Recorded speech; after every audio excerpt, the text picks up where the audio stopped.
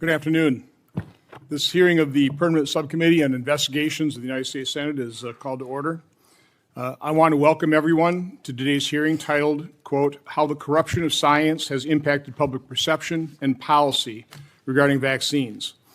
I also want to thank the witnesses for their time, effort, and willingness to testify.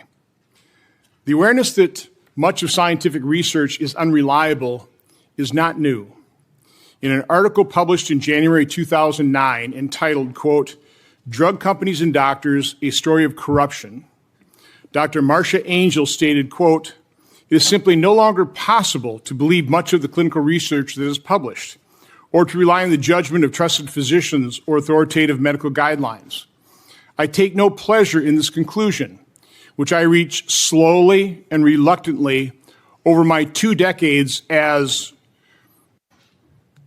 and here's the real jaw-dropping part of this, over my 2 decades as editor of the New England Journal of Medicine. This isn't Ron Johnson making that quote. That is an editor of the New England Journal of Medicine. A May 2016 survey published in the journal Nature found that, quote, more than 70% of researchers have tried and failed to reproduce another scientist's experiments, unquote. And in May 2024, Wiley, a major academic publisher, closed 19 journals, primarily due to issues with fraudulent papers, largely attributed to paper mills producing fake or compromised studies. In the 2 years leading up to May 2024, Wiley had retracted more than 11,300 papers that were deemed compromised, often due to manipulated peer review process or fabricated content. I've invited 2 witnesses who will discuss different examples of how research can be doctored or withheld in order to support a predetermined narrative and support the powerful interests that benefit from that narrative. Attorney Aaron Siri will unveil a high-quality study completed in 2020 and suspiciously withheld by the authors that shows vaccinated children suffer 2.5 times the rate of chronic illness compared to unvaccinated children. PhD researcher Dr. Toby Rogers will discuss the history and obvious flaws in studies searching for the cause of autism. Minorities witness, Dr. Jake Scott, will make the case the public should rely on research proving that vaccines are safe and effective. Concurrent with our first hearing, we released a report showing federal health agencies were aware that a safety signal did exist for myocarditis associated with the mRNA injection and hid that fact from the public. Our second hearing allowed witnesses who have been impacted by vaccine injuries and fatal infectious diseases to tell their stories. The news media is all too willing to highlight a new outbreak of an infectious disease, but is loath to broadcast what they generally describe as, quote, rare and mild, unquote, vaccine injuries. As a result, the vaccine injured have been ignored and abandoned. In September 2024, I held a public roundtable discussion titled American Health and Nutrition, A Second Opinion, that highlighted America's alarming rate of chronic illness. Dr. Chris Palmer, a psychiatrist who studies the impact of nutrition on mental health, testified that when it comes to chronic illness, quote, they do not want root causes to be discovered, unquote.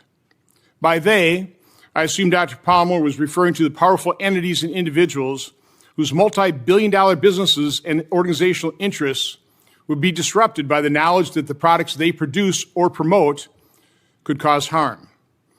They certainly don't want the public to know the root cause if it's one of their products, and they're willing to go to great lengths by spending billions of dollars on advertising and lobbyists to keep the public from even asking the question, much less finding the answer. The purpose of these hearings is to force the acknowledgement of reality. Exactly what all the realities and truths are, I cannot say. What I can say for sure is that we have been lied to repeatedly, and that in order to restore public faith in federal agencies, integrity must return to science. We must also have open minds and be willing to face the truth. It's been interesting to see the media's reaction to our previous hearings. Except for a few highly biased attack pieces, the legacy media has largely ignored what I consider to be highly informative hearings. Perhaps they are taking advice from Senator Blumenthal, who hours before our last hearing, Voices of the Vaccine Injured held a press conference and was reported to have stated, quote, "I hope nothing comes of this hearing. I hope people don't pay attention because it isn't deserving of credibility and attention." However, during that hearing, Senator Blumenthal stated, quote, "I am heartbroken to hear these stories. It makes me want to do something," unquote. So maybe hearing true, incredible stories of vaccine injuries actually did deserve attention.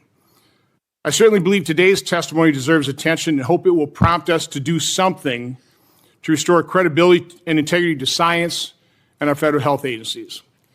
Senator Blumenthal. Thank you, Mr. Chairman. Welcome to everyone.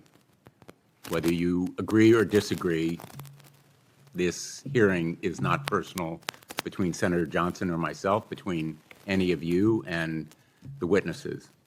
This hearing is about, quote unquote, the corruption of science. And I agree. We are witnessing the corruption of science. It's happening before our eyes in real time.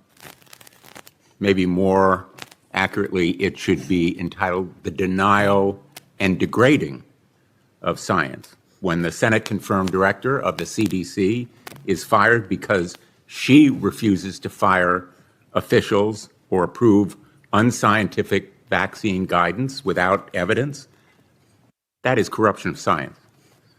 When the indisputable determination that greenhouse gases pose a threat to human health is rescinded and clean energy projects are canceled in favor of pollution-heavy coal, that is corruption of science. When the CDC's measles risk forecast is suppressed in the middle of the worst measles outbreak in decades, that is corruption of science. Overriding ongoing corruption of science is to deny or spawn doubt about safe and effective vaccines that discourages people from making use of them to save lives and keep our kids healthy. The Trump administration's corruption of science is unprecedented in our country's history. Our committee has analyzed the ways in which the Trump administration has interfered with science in just the first 8 months and found 57 separate, discrete instances of corruption of science. And if there's no objection, I'd like this staff memorandum to be entered into the record, Mr. Chairman. Without objection. Since President Trump took office in January, Secretary Kennedy and other administration officials have silenced scientists, halted research, crippled our public health infrastructure, and politicized institutions that were once renowned around the world for adherence to nonpartisan, science-based recommendations. And they've also demonized vaccines and taken steps that will make it harder for Americans to access them, depriving Americans of basic public health tools. Less than 2 weeks ago, President Trump fired CDC Director Susan Mares, barely a month after she was confirmed by this body, the United States Senate, because she refused to go along with Secretary Kennedy's demands about changing vaccination policy. This administration not only wants to consult people who will tell it what it wants to hear, but it denies others who have accurate, fact-based words that should be heard. That is not science. It is zealotry. It is an obsessive distortion of facts and a adherence to conspiracy theories over science. Secretary Kennedy is creating a public health system that puts allegiance to his dogma over health and safety. Just last week, more than 1,000 present and former HHS employees wrote an open letter calling for him to step down, stating that he is, quote, endangering the nation's health by spreading inaccurate health information. end quote. Without objection, Mr. Chairman, I'd like to enter that letter into the record. Without objection. I certainly concur with their conclusion. A charlatan like RFK Jr. has no place in the government or anywhere else near public health. I am deeply fearful of the consequences for our country if he remains in charge, and unscientific rhetoric, corruption of science, continue to rule the day and perpetuated by people in leadership positions. So I have some questions. How many preventable diseases will become out of control because people cannot or will be discouraged from getting vaccines? How many advances in science and medicine will we miss out on because the NIH is cut in funding and research is impeded? How many public health workers will lose their jobs? Public health workers who could save lives and health. I deeply fear for the future of public health in this country because of the corruption of science. On August 8th, a gunman fired nearly 200 rounds of ammunition into the CDC's headquarters in Atlanta, allegedly over his anger about the COVID-19 vaccine. One heroic police officer tragically lost his life. Dr. Robert Malone, one of the new members of the Advisory Committee on Immunization, or ACIP, appointed by Secretary Kennedy after he fired all of the sitting members, made multiple statements that appear to threaten violence against scientists and public officials before and after that shooting. This is an image that Dr. Malone posted. This image, just hours before the shooting, a revolver loaded with a single bullet and the words, quote, 5 out of 6 scientists have proven that Russian roulette is harmless. This was apparently not enough for Dr.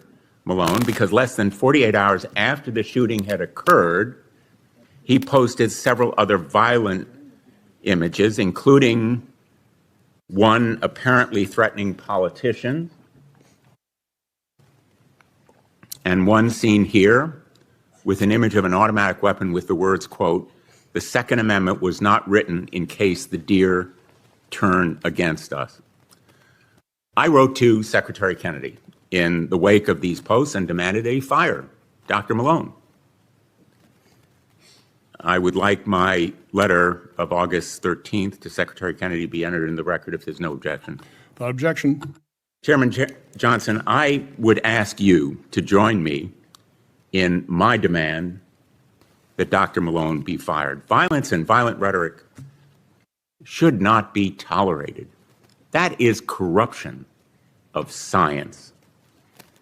Rhetoric has consequences. Misinformation has consequences.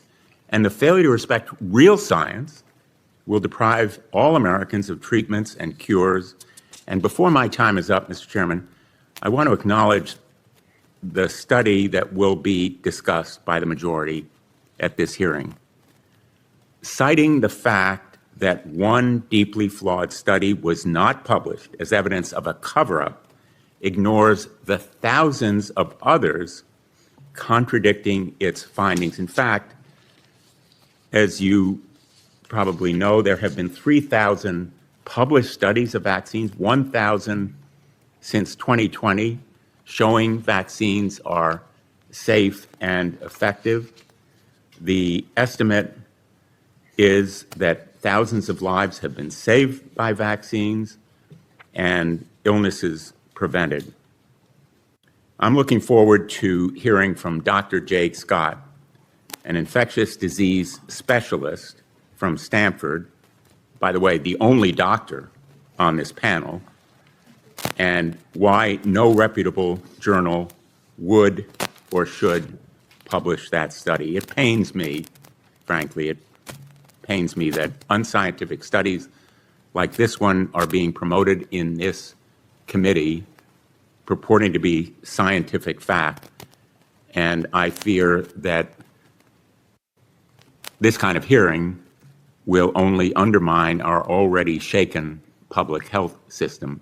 But in the meantime, I want to thank all of the public health workers at the federal and state level who continue to do your job day in and day out, despite the discouraging atmosphere here in Washington, and in some cases, despite these kinds of intolerable threats that should merit the firing of Dr. Malone. Thank you, Mr. Chairman. I think you see there's a slight difference of opinion here on the panel.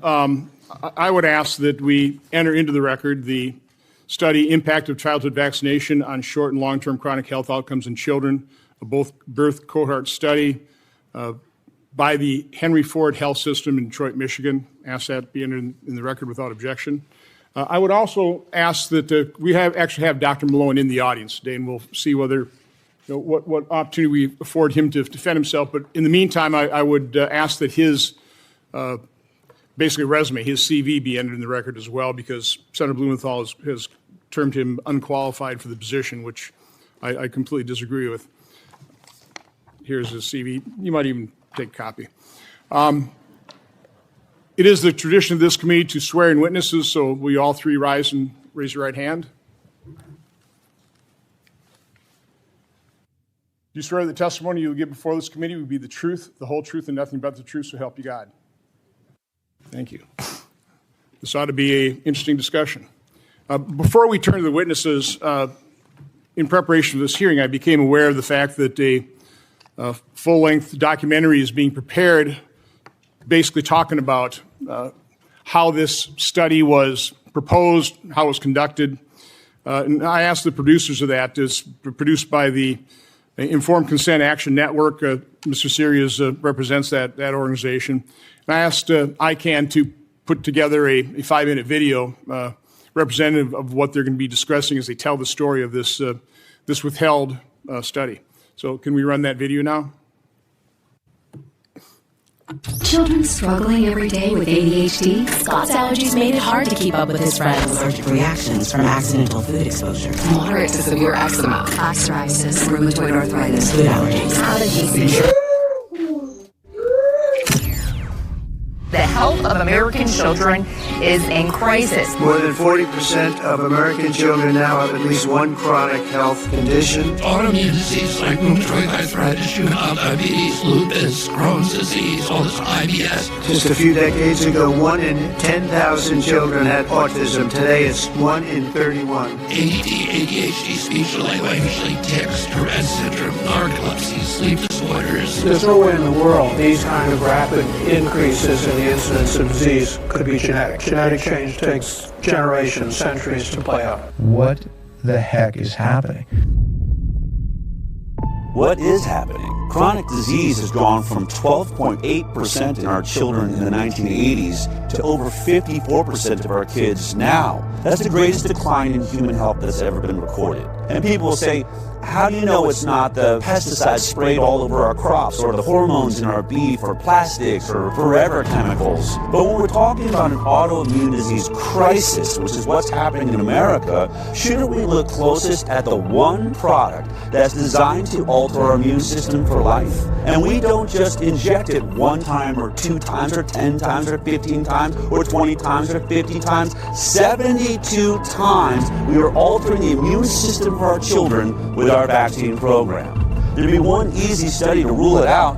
Compare vaccinated children to completely unvaccinated children. But we don't know because they've never done the study. The CDC's responsibility to do those studies, and they've been ordered again and again and again to do them, and they have refused. This is information that vaccine safety advocates want, and I'm not sure why it hasn't been done. What we would need is a scientist that the CDC could trust. There would have to be a passionately pro-vaccine, highly accredited group of scientists willing to do a super robust, retrospective, vaccinated versus unvaccinated comparative study. As fate would have it, Del Med, the head of infectious disease at Henry Ford Health System, Marcus Servos, Dr. Zervos is the perfect epidemiologist for the study. He's incredibly pro-vaccine, and he's also used to being in high-profile cases because he was at the center of the Flint, Michigan water investigation. Dr. Zervos only agreed to do this study to prove us wrong. Del and I thought that was an excellent opportunity. We only had one request. Whatever the outcome, you publish it. And he said, whatever the results, they get published. Would he stick to that promise if the results show that unvaccinated kids are healthier? Didn't know.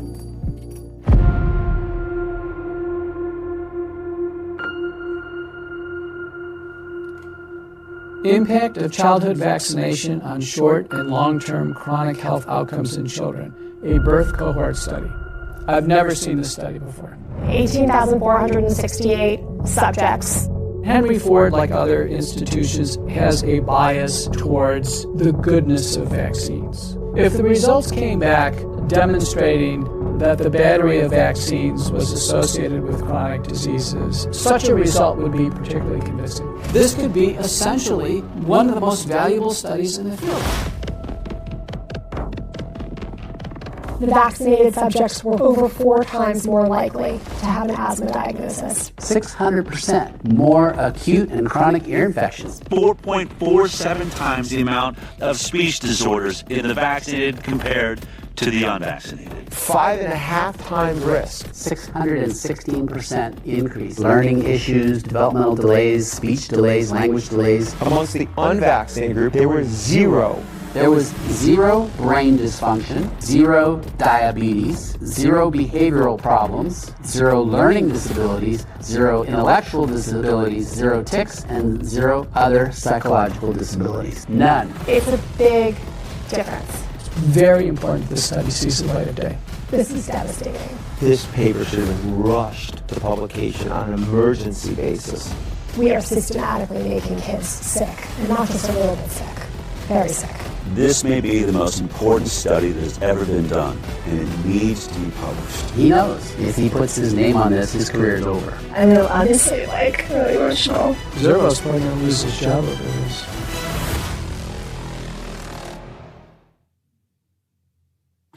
Our first witness is Mr. Aaron Seary. Mr. Seary is a managing partner of Seary and Glimstad with over 85 professionals. He's handled numerous high-profile cases involving challenges to medical mandates, restoring exemptions, agency transparency, including forcing FDA to release the COVID-19 vaccine licensure documents and deposing immunologists, infectious disease doctors, and vaccinologists. Mr. Seary. Thank you, Senator. Leading up to 2013, the Institute of Medicine was commissioned by the United States Department of Health and Human Services to review the entire body of existing scientific literature to assess the safety of the CDC's childhood schedule as a whole. HHS paid the IOM to do that. After the IOM engaged in that task with a panel of multidisciplinary scientists, it concluded, quote, "The studies designed to examine the long-term effects of the cumulative number of vaccines or other aspects of the immunization schedule have not been conducted, end quote. That's the Institute of Medicine's finding after reviewing the entire body of scientific literature. Meaning the IOM could not find studies comparing, as you would do to study the safety of a product, an exposed group, meaning kids that got vaccines, the childhood schedule, with unvaccinated children, kids who got no vaccines, which is what you would need to assess the safety of the schedule. Lacking evidence to support safety, the best the IOM can conclude was, quote, "There is no evidence that the schedule is not safe," end quote. This, of course, also means the IOM cannot find evidence to conclude that the schedule is safe. The IOM report did say it is, quote, "possible to make the comparison," meaning through vaccinated and unvaccinated children, "through analyses of patient information contained in large databases such as the Vaccine Safety Data Link," end quote, which used to be housed at the CDC. But to date, the government has still not conducted this comparison. By the way, the CDC published a white paper in 2015 on how to do that study. Has it been done? I don't know. Has it been published? No.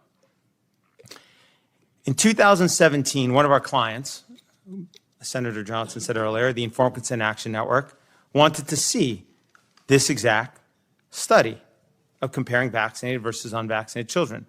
As the trailer you just watched noted, Del Bigtree, ICANN's CEO, had met Dr. Marcus Service at one point, who was the head of infectious disease at Henry Ford Medical Center.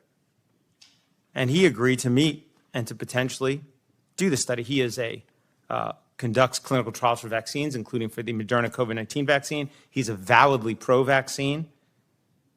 And when we met him, we argued that this was an opportunity to shut the anti-vaxxers up about their claim that unvaccinated children are healthier.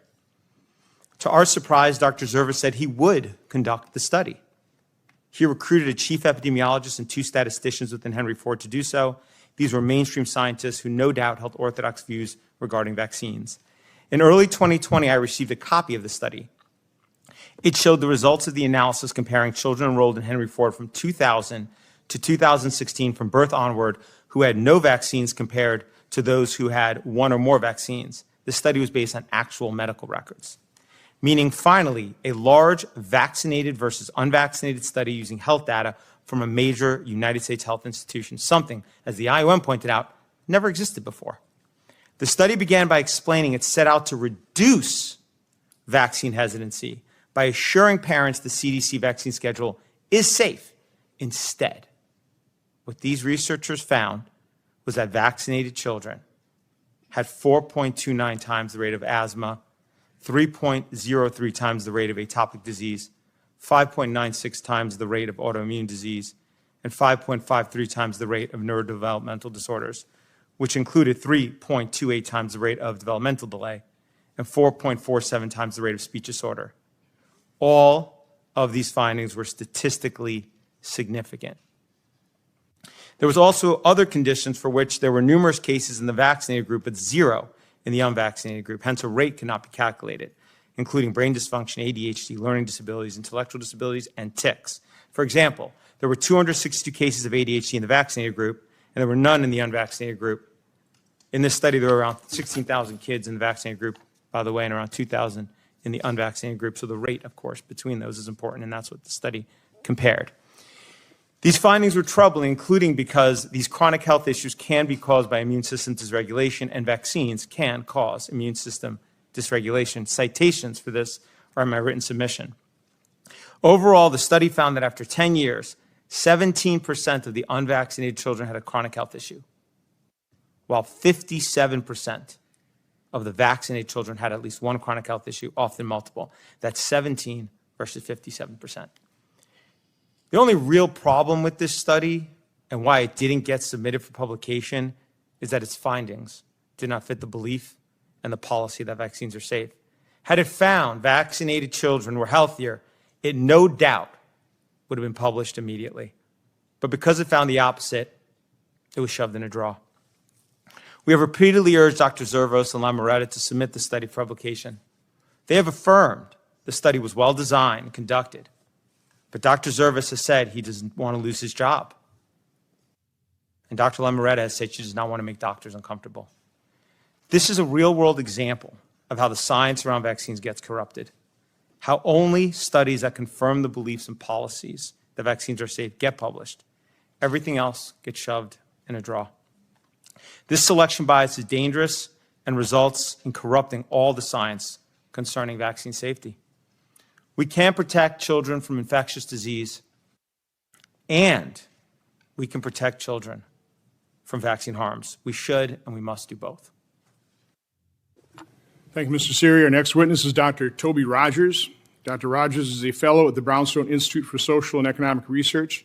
He has a PhD in political economy from the University of Sydney and a master in public policy from UC Berkeley.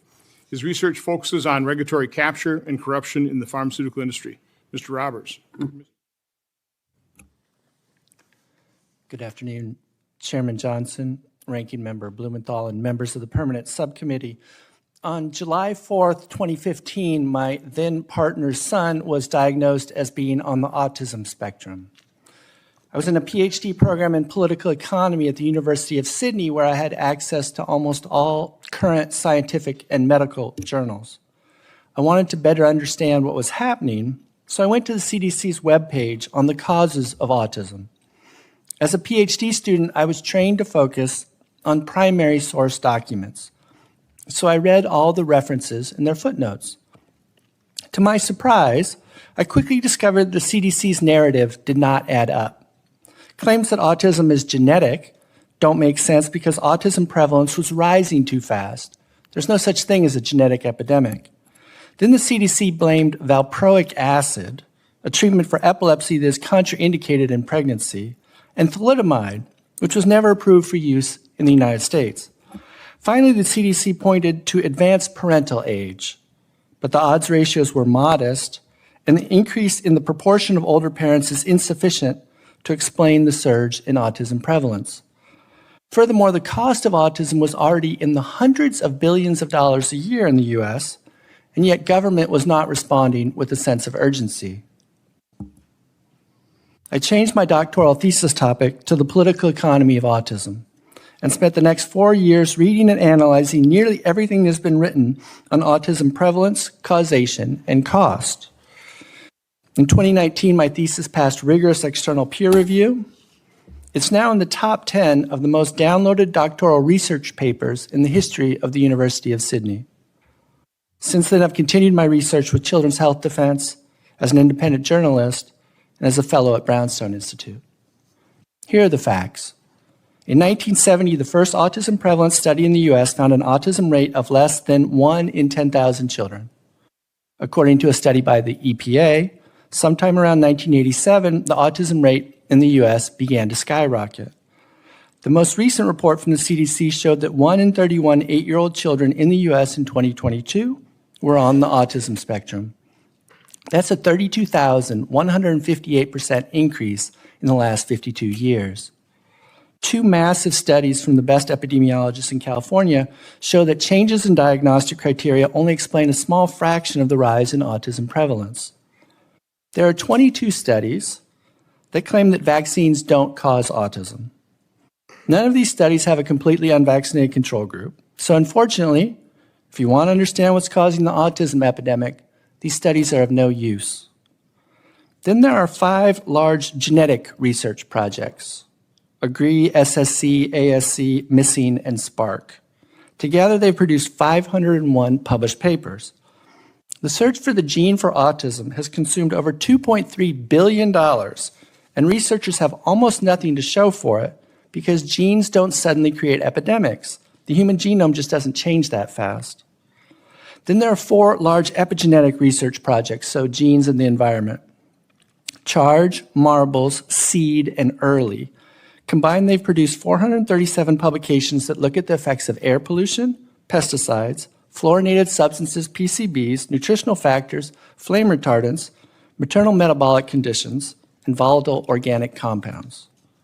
None of these studies control for vaccines as a possible covariate or confounder, so it's impossible to know the true impact of these variables. The critical missing piece in autism research is vaccinated versus unvaccinated studies. Thankfully, there are now 6 good studies that we can rely on.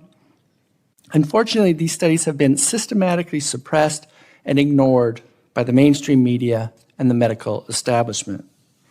2 studies by Gallagher and Goodman show that the birth dose of the hepatitis B vaccine significantly increases autism risk. 3 studies by Anthony Mawson confirm that vaccination increases the odds of developing autism by at least 4.2-fold. Preterm birth, coupled with vaccination, increases the odds of neurodevelopmental disability by more than 12-fold compared to preterm birth without vaccination. And finally, a study by Hooker and Miller published in 2021 found that vaccination increases autism risk 5-fold. Vaccination in the absence of breastfeeding increases autism risk 12.5-fold. Vaccination in addition to C-section birth increases autism risk 18.7-fold. After conducting this systematic review of 1,000 studies, my belief is that the autism and chronic disease epidemics are primarily caused by toxicants, mostly from vaccines and about a dozen additional toxicants. If we stop exposing children to these hazards in the first place, that would stop the epidemics of chronic illness in children. Now we must summon the political will to act. Thank you. Thank you, Dr. Rogers. Our final witness is Dr. Jake Scott. Dr. Scott is a board-certified infectious disease physician and clinical associate professor at Stanford University School of Medicine. He attended the University of Vermont College of Medicine. He currently provides inpatient and outpatient care for general infectious diseases. Dr. Scott. Chairman Johnson, Ranking Member Blumenthal, and members of the subcommittee, thank you sincerely for the opportunity to testify. It is a true privilege to be here. My name is Jake Scott, and I'm an infectious diseases physician at Stanford. I've spent my career treating patients and evaluating medical evidence with a focus on vaccine safety and efficacy. I have no financial conflicts of interest. My vaccine research is either self-funded or supported by Stanford University. Since April, I've co-led an international team building what we believe is the most comprehensive database of vaccine trials ever assembled. We set out to answer a fundamental question: what does the complete trial record actually show about vaccine testing? We've cataloged 1,088 randomized control trials from 1941 to 2025, involving over 10.5 million participants. Every entry is publicly verifiable through PubMed links. The entire database is openly accessible. Anyone with internet access can verify our findings. This is what transparency looks like. Our findings directly refute false claims about vaccine testing. We documented 661 trials using inert placebo controls with saline, sterile water, or other biologically inactive substances. Of these, 503 involved antigens that routine childhood vaccines are based on. Most importantly, we confirmed that all 16 antigens routinely recommended for children have been studied in placebo-controlled trials. Every single one. The claim that childhood vaccines haven't been tested against placebos is demonstrably false.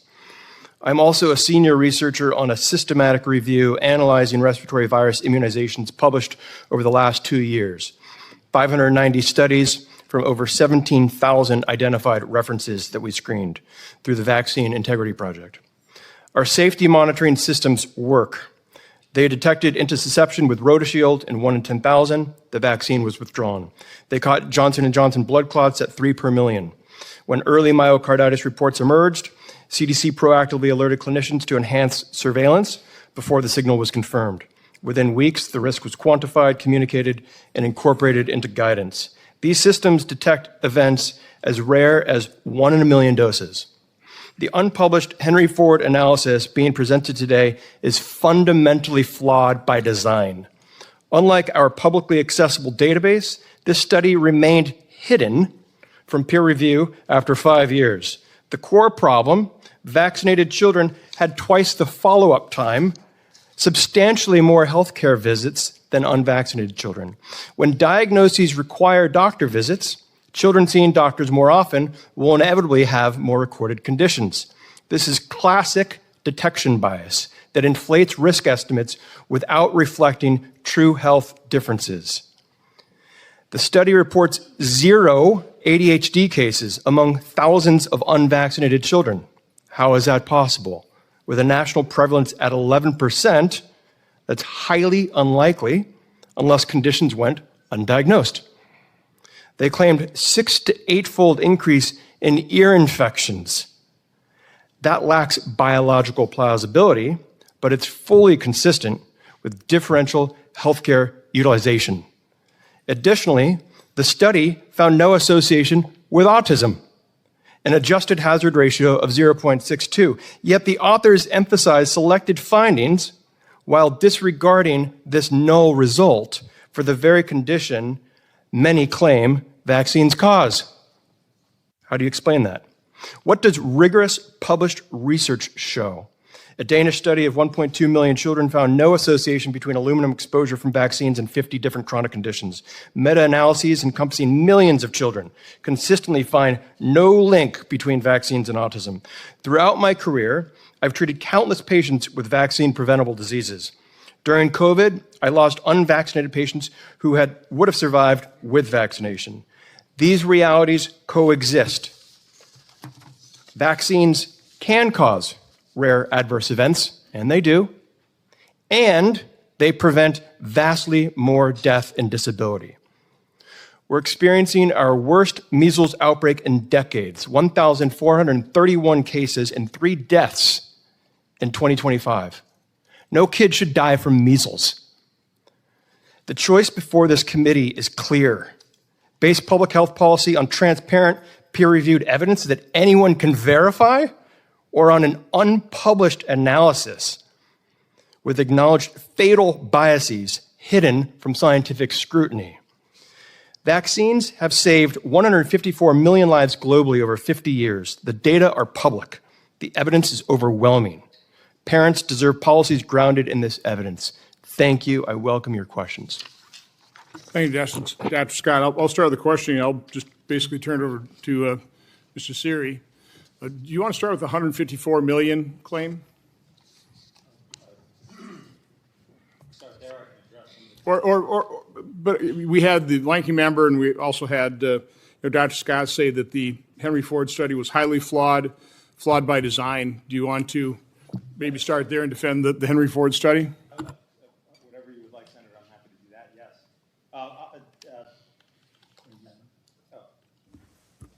Thank you. Happy to start wherever you'd like.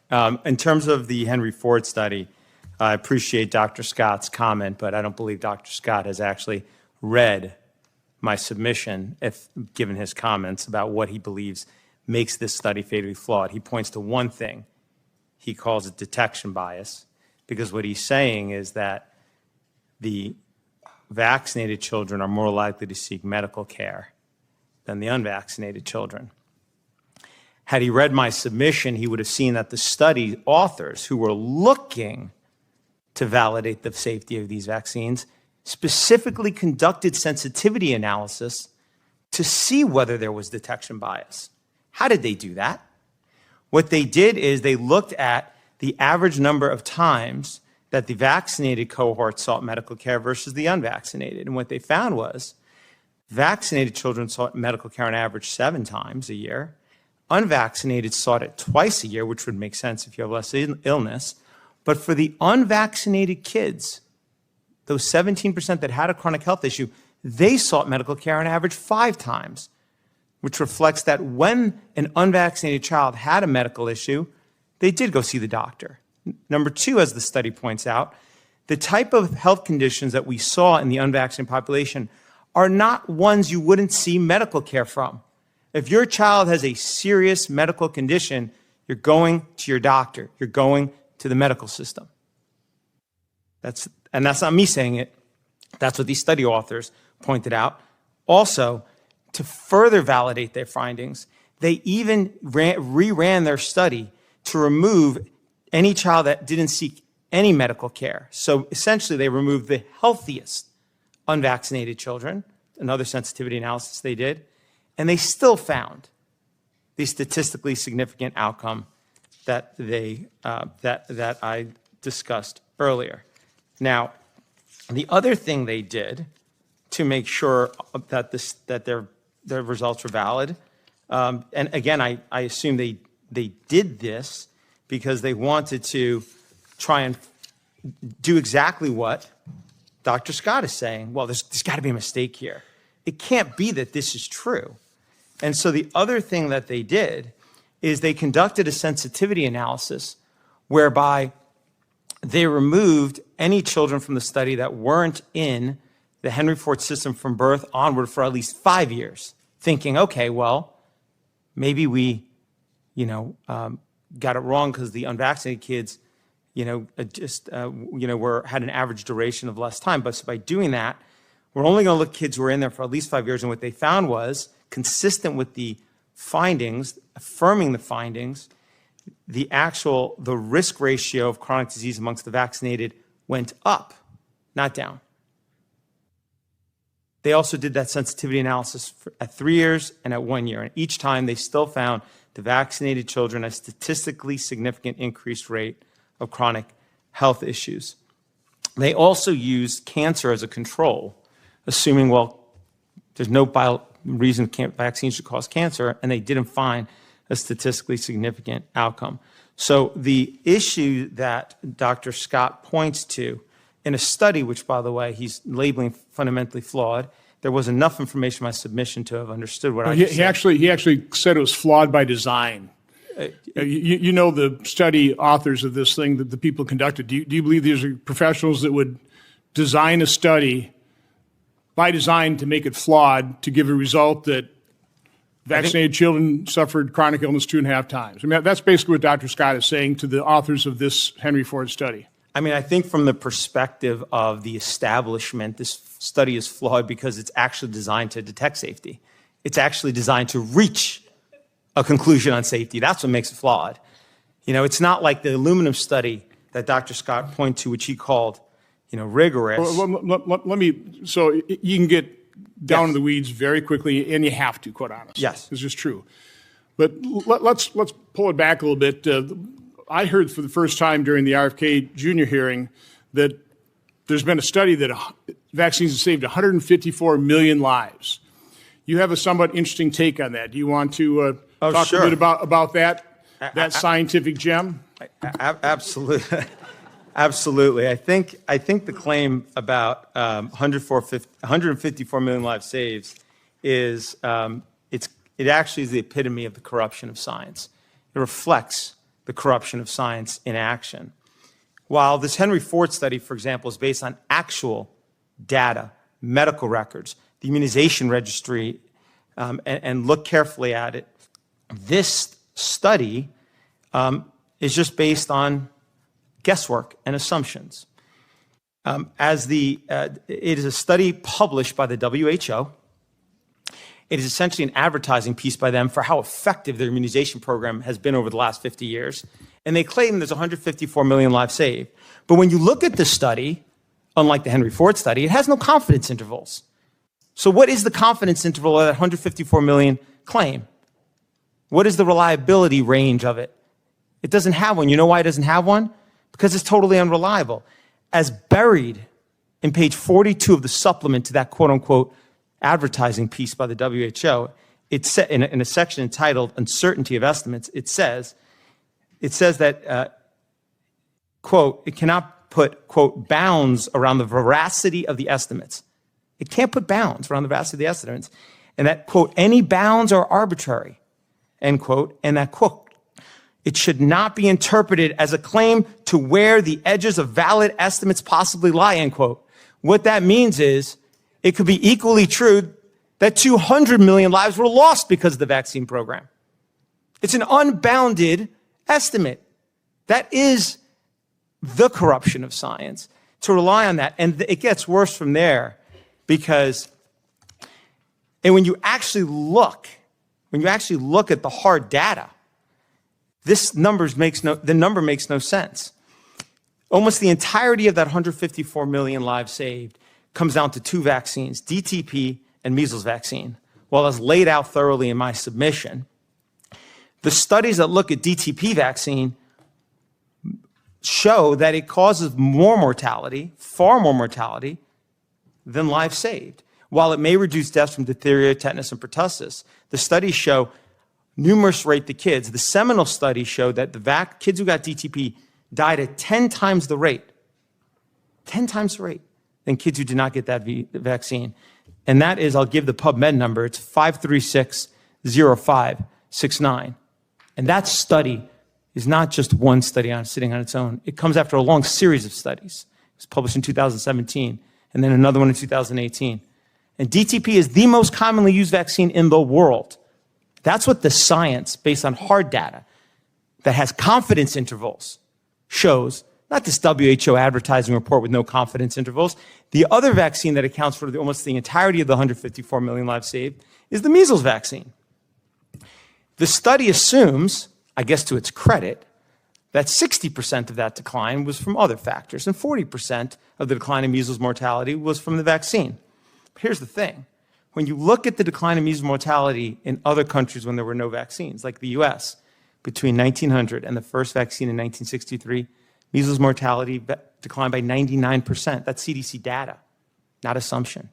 When you look at the UK data, between 1900 and 1968, when they first started the first measles vaccine there, measles mortality there declined by 99%. So when you overlay that number, not use a 40% decline, but 99%, and then you add in the increased deaths from DTP, you're upside down already.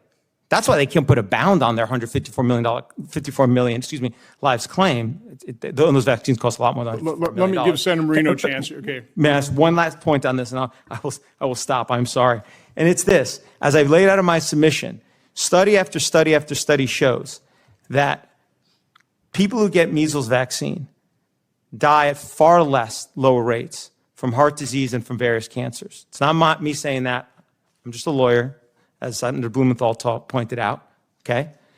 But that's what the studies show, and they're consistent. They're an inconvenient truth when it comes to the medical establishment. When you add in that data as well, it's really upside down. I lay that out, including a 100,000 person, 20-year prospective study in Japan that found that those who got measles and mumps, about 7% were dead from heart disease after about 20 years, whereas those who didn't get measles and mumps, around 14% of them were dead after 20 years. Heart disease is the #1 killer of folks in the United States. I'll stop there. We'll continue. Senator Marino. Thank you, Mr. Chairman, for having this hearing. Thank you all for caring about this issue and being here.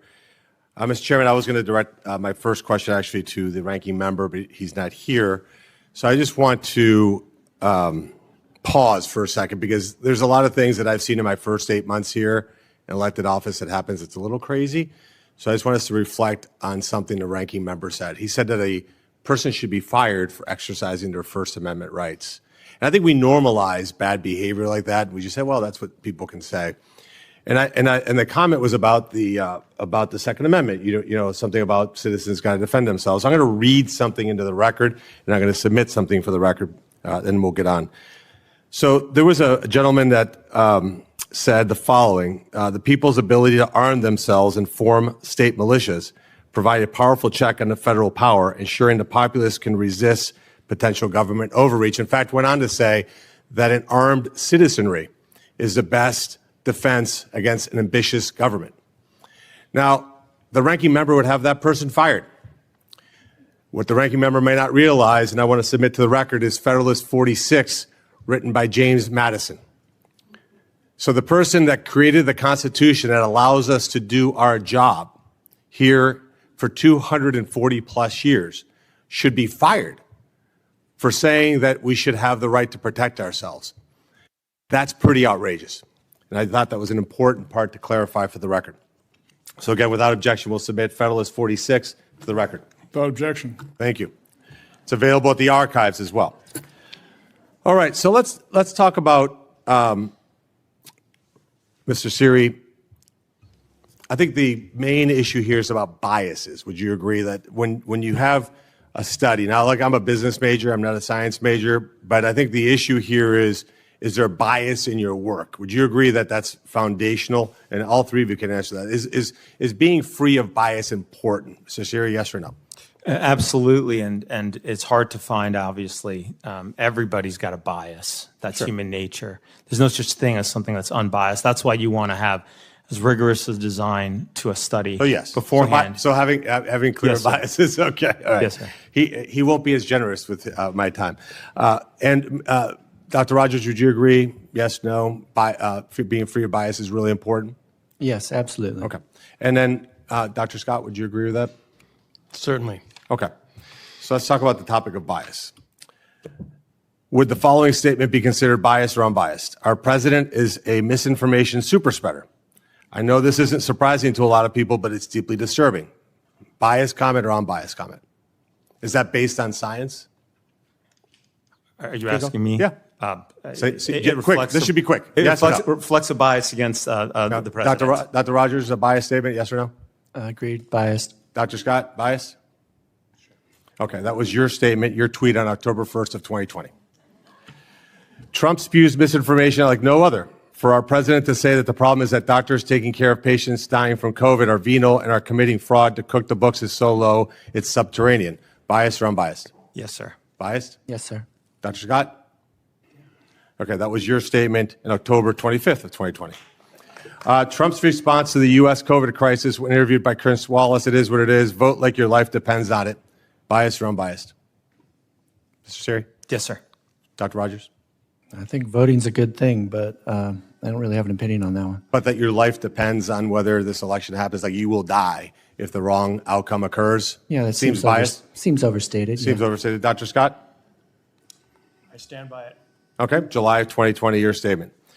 There are 69 days left of the Trump administration. While he schemes to survive politically, thousands of Americans will die. The number of COVID deaths yesterday was 1,421. If the death toll remains the same, then 98,049 deaths will occur between now and January 20th. Biased? Given the data at the time, I think yes. Dr. Rogers?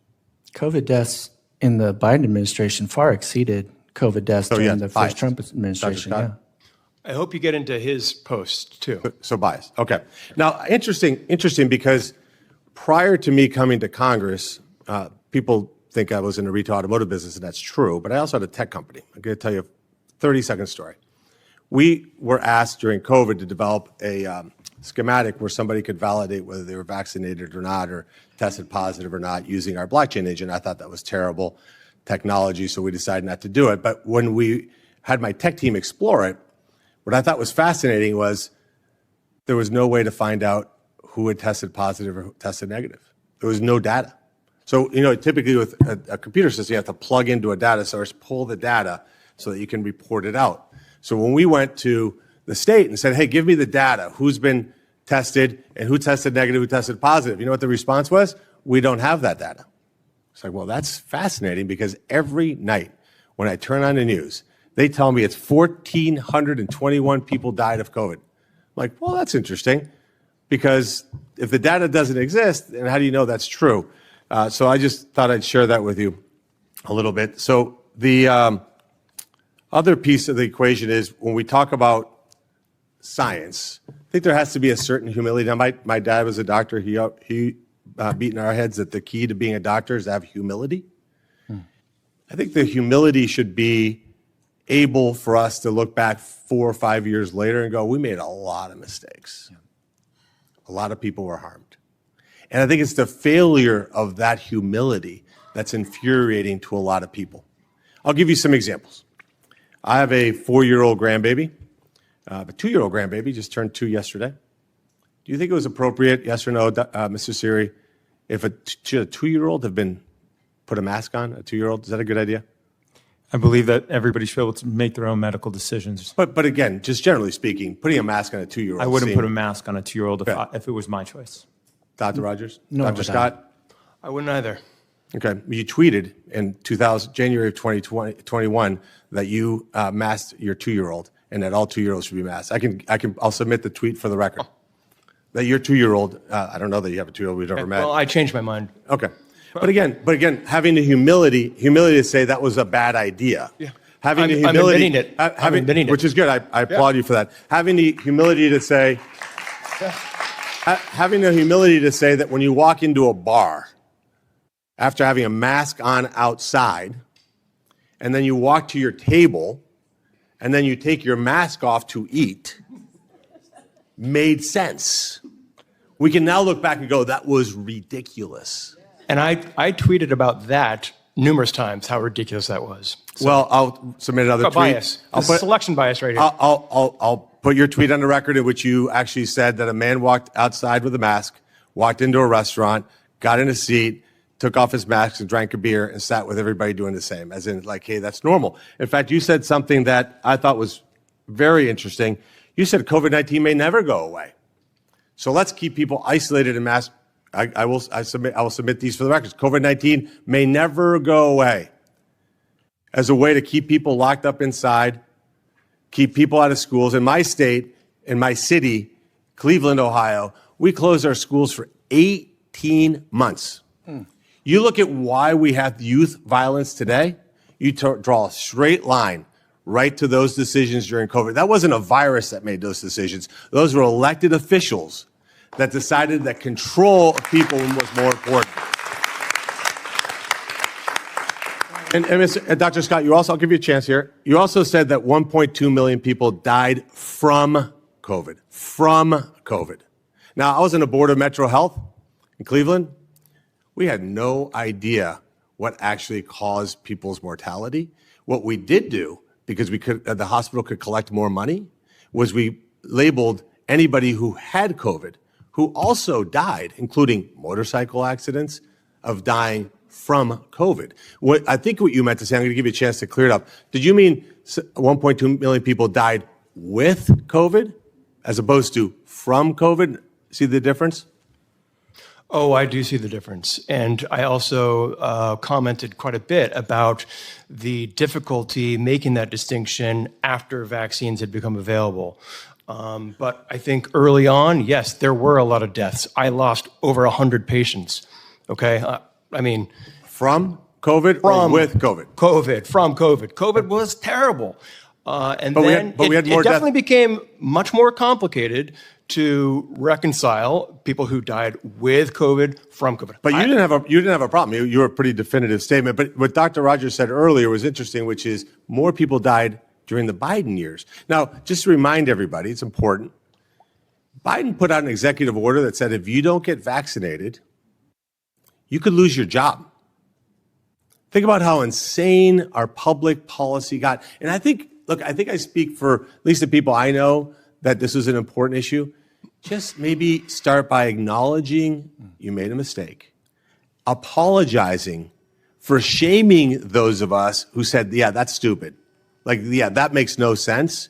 And acknowledging that if we don't have sovereignty over our bodies, then we are not free people. With that, I'll end. Thank you. Thanks, Senator Marino. I got a lot of questions. We're going to take a lot of time, and people are going to have a chance to respond here. By the way, PSI hearings are definitely different than normal Senate hearings. I mean, when I first got here, it had Senator Levin. He would have a book that thick, and the hearings would literally run all day long.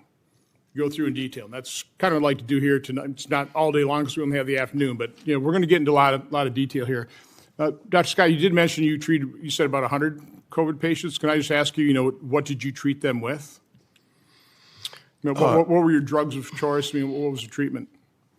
Yeah, so I've treated hundreds of COVID patients, and did you say you lost 100 then? I'm sorry. I'm not trying to. I lost dozens of patients, probably over 100. I lost track, to be honest. Okay. It was awful. Okay.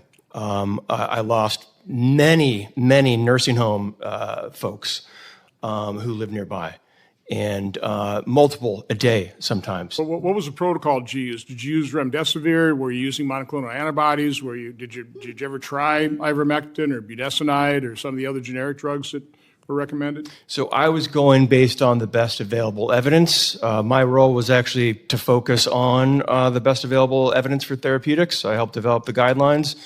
And so, we used, remdesivir if patients met eligibility.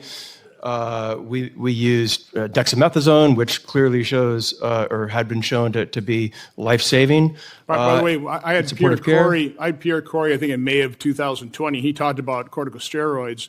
He was vilified and savaged in the media till a couple months later. They actually had a study come out of England that dexamethasone worked, which is a corticosteroid. Now, generally underdosed when they gave it, but regardless, continue.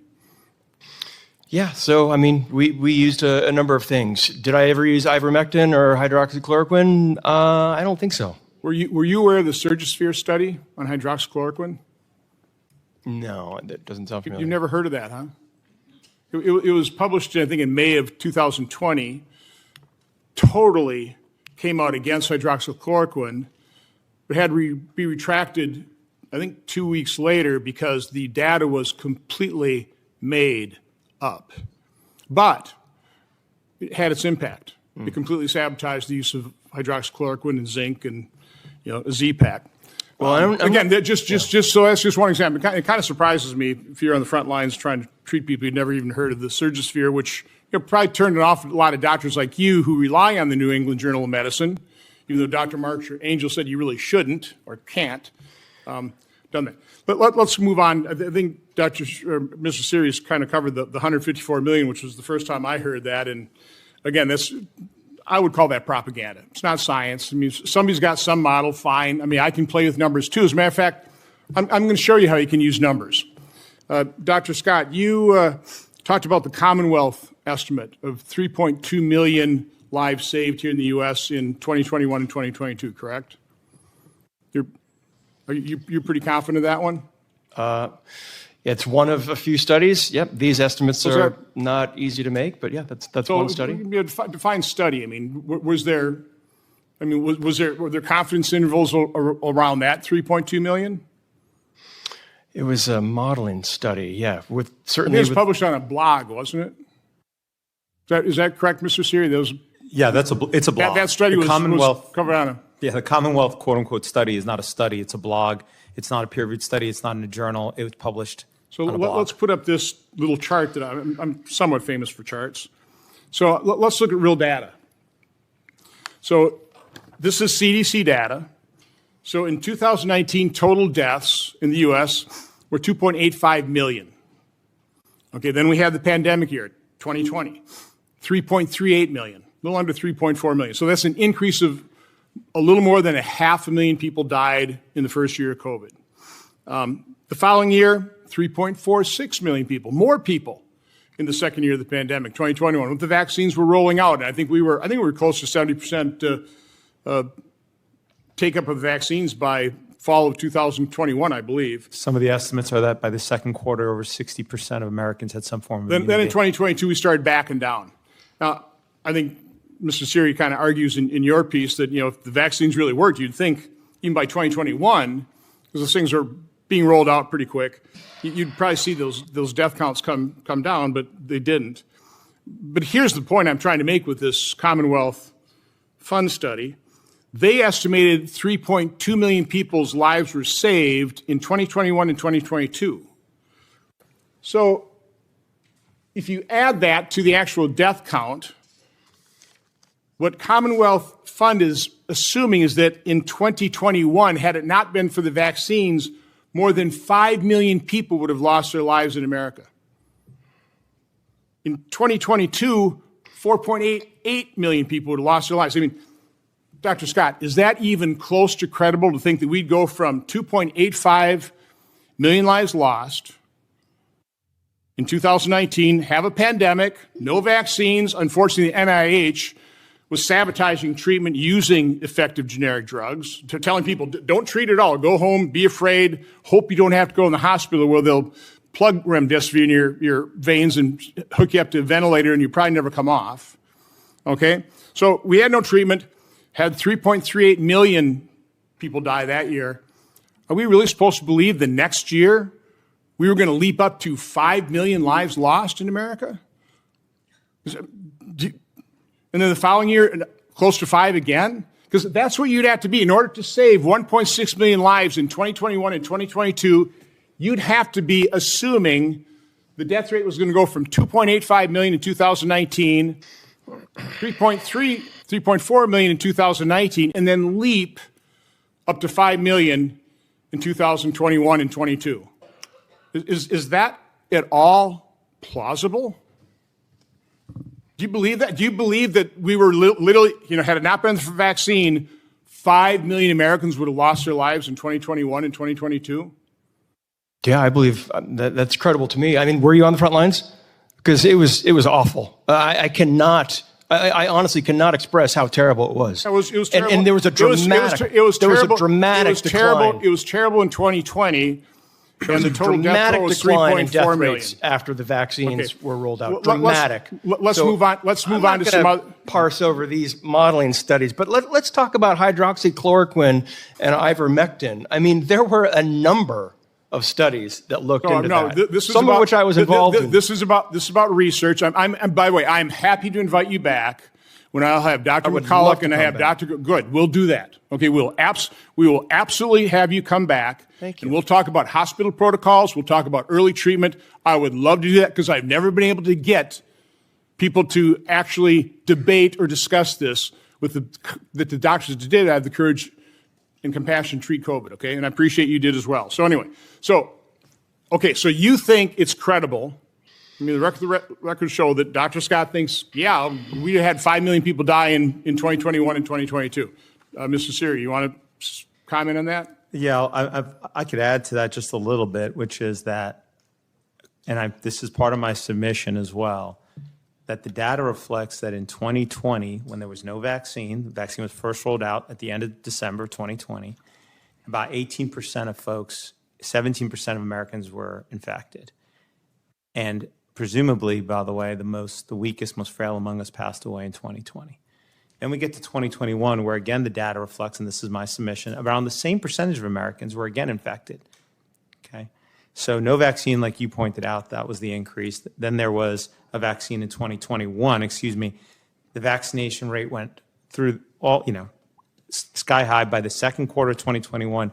When Delta's coming, the immunity rate, according to the data, is over 60%, but yet all-cause mortality increases. And I'll point out one last thing about this. Remdesivir, and this is a great example of the corruption. You know what nurses call that? Run, death is near. Well, I'll give you an example of the corruption of science with remdesivir. The way you should do a study is you come up with a study design, and then you implement it, because this way you avoid introducing bias. If you start the study and then you're like, ooh, you don't like what you're finding, and you change the study design, that introduces bias. And that is exactly what happened during the remdesivir clinical trial. The endpoints in the middle of the trial were changed by Gilead as it was going on.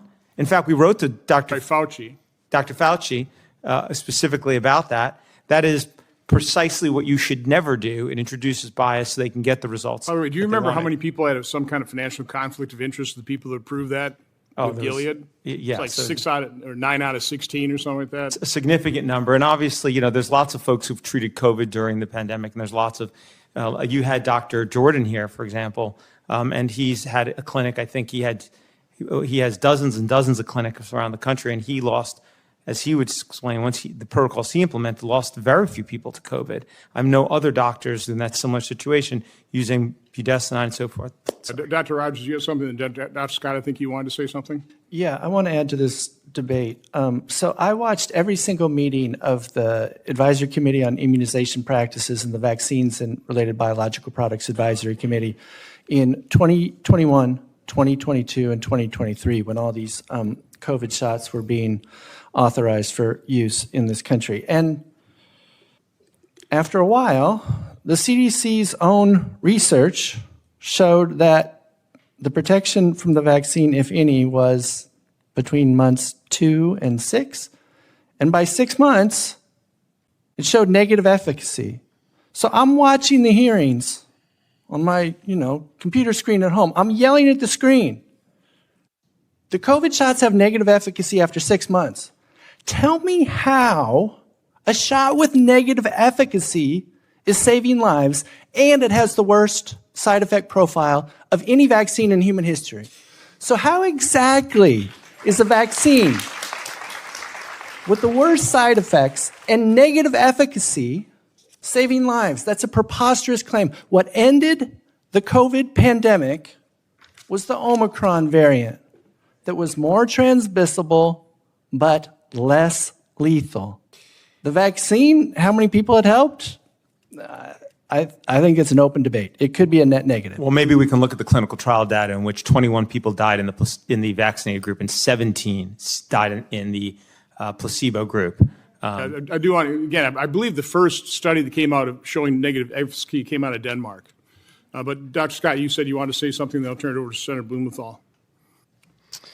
Well, I just want to say, in 2020, 2021, my colleagues and I were doing absolutely everything we could to save lives, okay? We weren't using remdesivir because we were paid to use remdesivir. And remdesivir, I have to say, I never thought was, a game changer, but it's not that. By the way, the hospitals were paid handsomely for using remdesivir. Okay, well, I never saw that. And coding somebody as a COVID patient as well. But I never saw that. But in terms of whether or not the vaccine saved lives, it's not just that one study. I mean, there's a Stanford Ioannidis study from that was published in JAMA recently that showed that the COVID vaccines probably averted 2.5 million deaths. So you're cherry picking by saying that I'm hanging my hat on that one Commonwealth study. I'm not, because I've also posted about these other studies as well. How many lives did the COVID vaccine save? I don't know. I don't know for sure. But I did see with my own eyes the dramatic decline in deaths between December of 2020 and mid 2021. Variants did change, and Omicron was less lethal. But Delta was a real Omicron problem. didn't hit until 2022. I understand. Delta was a real problem. Senator Blumenthal. Thanks, Mr. Chairman. I think we all know that COVID-19 had a devastating impact on families across the country. It caused deaths and still impacts the lives of a lot of people. The creation of COVID-19 vaccines through Operation Warp Speed, led by then President Trump and now President Trump, was not just one of the greatest achievements in his administration, but it changed the course of the pandemic. The vaccine saved lives and allowed others to begin to rebuild. But unfortunately, just as the vaccine became available, a lot of misinformation about its safety and efficacy spread, and hostility toward vaccines and the public health system that monitors them makes them less available.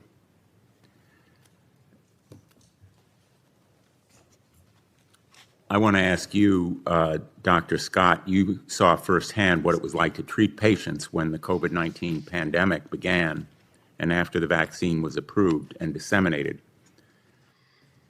Based on the studies you've done, do you believe that the COVID-19 vaccines and others have helped save lives and been safe and effective? Thank you, Senator. So when it comes to safety, I personally am not a big fan of the slogan, vaccines are safe and effective, because there are nuances, right? Nothing is 100% safe. Are COVID vaccines 100% safe? No. Are they generally very safe? Yes. Are they the least safe vaccine ever? No. That's absurd. Show me some evidence that indicates that. About ready to. Yeah, please. I'll come back to discuss that. Were the COVID vaccines effective? Yes. I mean, so 2020 was like nothing my colleagues or I had ever seen or expected. It was awful. I'm not making this up, okay? I mean, it was just a nightmare. And despite our best efforts, I lost many, many patients. Is there let me ask you, is there a reason you believe that the Henry Ford Health System study hasn't been published and has flaws? Yes, I think that's a great question. I mean, and so one important question is, which peer-reviewed journals have reviewed and rejected this manuscript? What biological mechanism could explain vaccines increasing ear infections by 600%?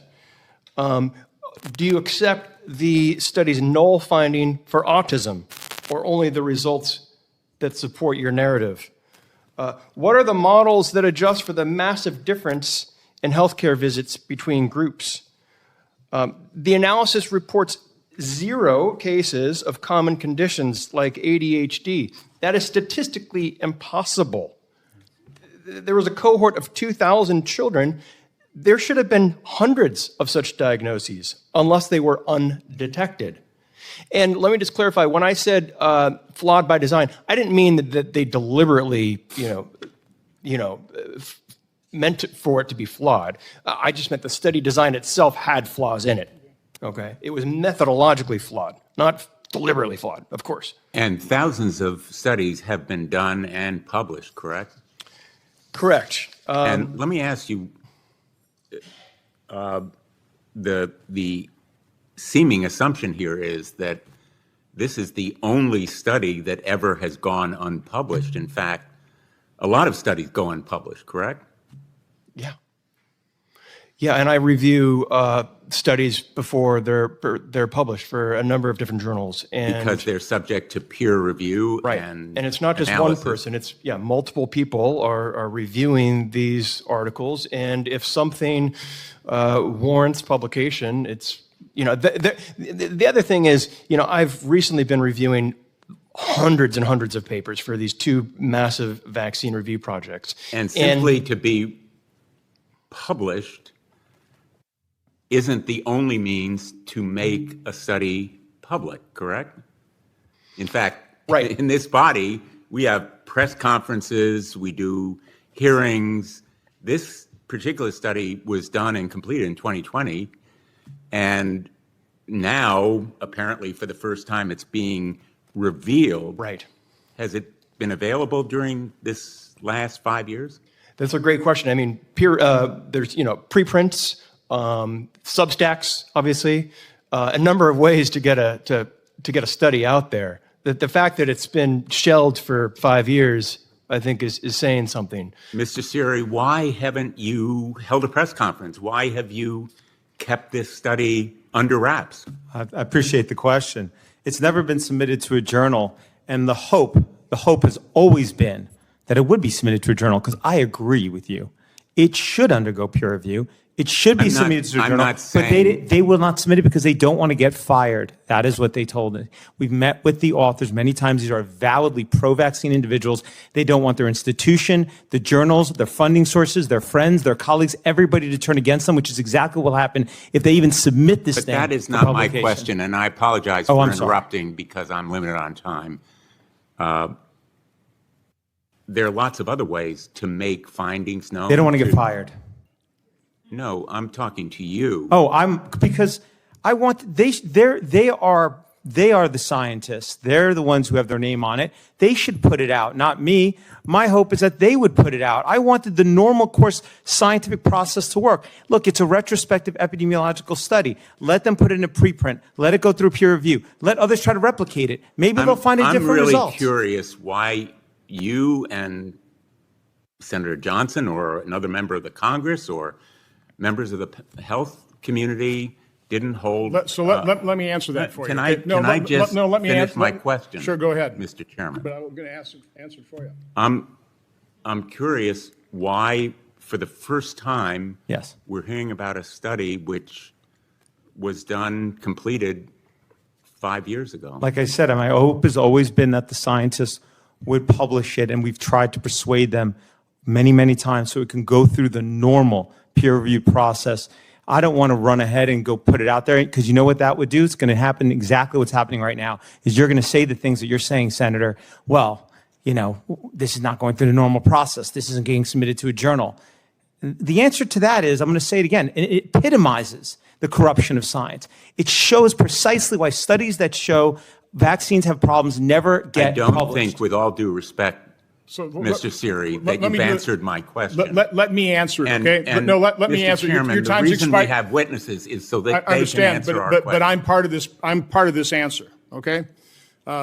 First of all, you're not paying attention to what they're saying. The people who conducted this study, highly professional, highly respected, obviously concerned about their jobs. Del Bigtree and Aaron Siri convinced them to do this study. They don't want to have their jobs put in jeopardy. But they respect the fact that these people actually did the study as they requested. When I found, with all due respect, we have a vote going on. I'm going to leave to vote because more than 90 of our colleagues have voted, and I don't want to miss the vote. Okay, so if you want to hold your answer until I get back, that's fine. I really want to hear from the witness, not from you, Mr. Chairman, because we can talk to each other anytime. I am the one that prompted this release. Once I found out about it, I said, well, If you don't release it, if they don't release it, why didn't he tell you about it earlier? I'm going to release it. Why didn't he come forward and because he felt sympathy for the authors about losing their jobs. I'm sorry, I feel the same sympathy, but this is too important to protect their jobs. This is information the public should have had in 2020, and I forced the issue. There's the bottom line. I forced the issue. So there's your answer. But by the way, you can go and vote. You're welcome to come back. This hearing is going to go on for quite some time because we're going to go through this in detail, okay? Okay. So this hearing is going to go on for quite some time. As another American once said, I shall return. Thank you. Okay. Look forward to it. I think I'm going to lay the COVID injection aside for the time being, but we'll come back because we keep hearing these hundreds and thousands of studies. And one thing I do want to enter into the record is Mr. Siri, what is it, about 2:30 in the morning? Yes, sir. Having received testimony, did a very organized and very effective response to Dr. Scott's testimony. And I want to enter that into the record. But, Mr. Siri, I'd like you to go to your section and talk about the 661 studies that Dr. Scott is talking about in terms of these inert placebo controls.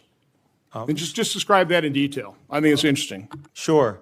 Actually, I think Dr. Scott has done a great service in terms of pointing out the lack of clinical trials supporting the safety of the routine injected childhood vaccines. You see, he's saying there are 661 inert controlled trials to support the safety of the routine injected childhood vaccines. But when you actually drill down into those 661 trials, let me give you the breakdown of them, okay? 567 of these trials were not a routine injected vaccine for a disease on the CDC's childhood schedule. They were for HIV vaccines or other vaccines. So totally irrelevant to the safety of routine injected childhood vaccines. The remaining 94 studies, 70 of them did not involve healthy children. For example, trials of HIV positive adults. Again, completely irrelevant to the safety of childhood vaccines. Of the remaining 24, 21 did not involve a U.S. licensed vaccine it was not a vaccine used as a control to license a currently used U.S. licensed vaccine. For example, a Chinese flu shot, stuff like that. That leaves us with 3 studies, that were claimed to have an inert control that were relied upon to license a routine injected childhood vaccine out of this entire list of 661. And these actually help really highlight the problem we have in terms of assessing safety with regards to the licensure of childhood vaccines. I want good clinical trial data. I need it for my practice. Okay, let me walk through those 3. One was a trial for the chickenpox vaccine, the varicella vaccine. Now that trial had, it was only a few hundred people, so it was underpowered anyway. But Dr. Scott says it's got an inert control, but actually it was an injection of neomycin, an antibiotic. That's not inert. No. And neomycin used topically can cause issues, let alone injected. The second one was Gardasil 4 trial, which had thousands and thousands of girls and women in the control group. Almost all of them got an aluminum adjuvant injection. And then there were a few hundred, only a few hundred, that were labeled as a inert control, but they weren't. They got everything that's in the vial except for the antigens in the alum, which included L-histidine, polysorbate 80, sodium borate, yeast protein, not inert. And then the third one was a Gardasil 9 trial, which finally, by the way, did have a saline injection, just a few hundred. There were thousands and thousands of girls, women in that trial. They all got an injection of aluminum adjuvant, which I don't even know if it's ethical to inject somebody with something that's neuro and cytotoxic, but leaving that aside, the few hundred that got the placebo, but they only got it if they first got 3 doses of Gardasil 4. So again, not an actual inert control group. The result is there's 0 trials, 0, which were relied upon in this list of 6061 to license a routine injected vaccine on the CDC schedule that included a placebo, as well as 0 trials of a vaccine used as a control to license a routine injected vaccine on the CDC schedule. Ironically, by the way, this list supports the opposite of what it pretends to do. And if you want to know what was relied upon to license routine injected childhood vaccines, it's easy. Look at the clinical trial documents. That's what we do. And in fact, my submission to this committee went through every single vaccine that's a routine injected vaccine, and we cited precisely what the control was. Now, I'll just point out one quick thing here, too, is that the CNN fact-checked Secretary Kennedy's claim that there is no routine injected childhood vaccine that was licensed based on a placebo-controlled trial, and it relied on Dr. Scott's list, which at the time had about 248 trials listed as being inert. Secretary Kennedy then did exactly the analysis I did, put it out on a tweet, took it apart. Not one of those was relied upon to license a routine injected childhood vaccine, nor was it used as a control to license a routine injected childhood vaccine. And then after that, apparently, somebody then scrambled all the RCT numbers for those 248. So you can't match it up with the Secretary's tweet. And I guess to bury that issue, just added hundreds more, hoping that they can just hide behind this mountain of trials. But when you look at it carefully, it does not support the safety. In fact, it points out, it shows exactly the lack of safety. What's critical is this. Look, if you want to know the safety of a vaccine, and we need this stuff when parents call us and say, my child got XYZ issue after a vaccine, you need trials that are, one, properly controlled, which means either they got to get an inert substance or another vaccine that was properly licensed based on a robust trial. And then even if it has a proper control, it still needs to review safety long enough. And then even if it has a proper an error control and it reviews long enough, it then still needs to be properly powered. It needs all three to be a proper, valid clinical trial. And I can tell you there's not a single routine injected childhood vaccine on the schedule that meets those criteria. Well, again, the whole point of developing or doing this list, this crowdsourcing or whatever, leading an internet effort for the 661 studies was all to prove Secretary Kennedy wrong when he said that there's never been any of the vaccines on the childhood schedule that have had a true placebo-controlled, random-controlled trial. And you've just gone through the 661, and that statement's true. Dr. Scott, go ahead and, I guess try and refute that. So, yeah, the reason why we did this project was to, yes, directly address through systematic evidence compilation the questions around the quantity and quality of clinical data supporting vaccine safety and efficacy. We found 1,000, we screened thousands. We've extracted data from 1,088 randomized controlled vaccine trials.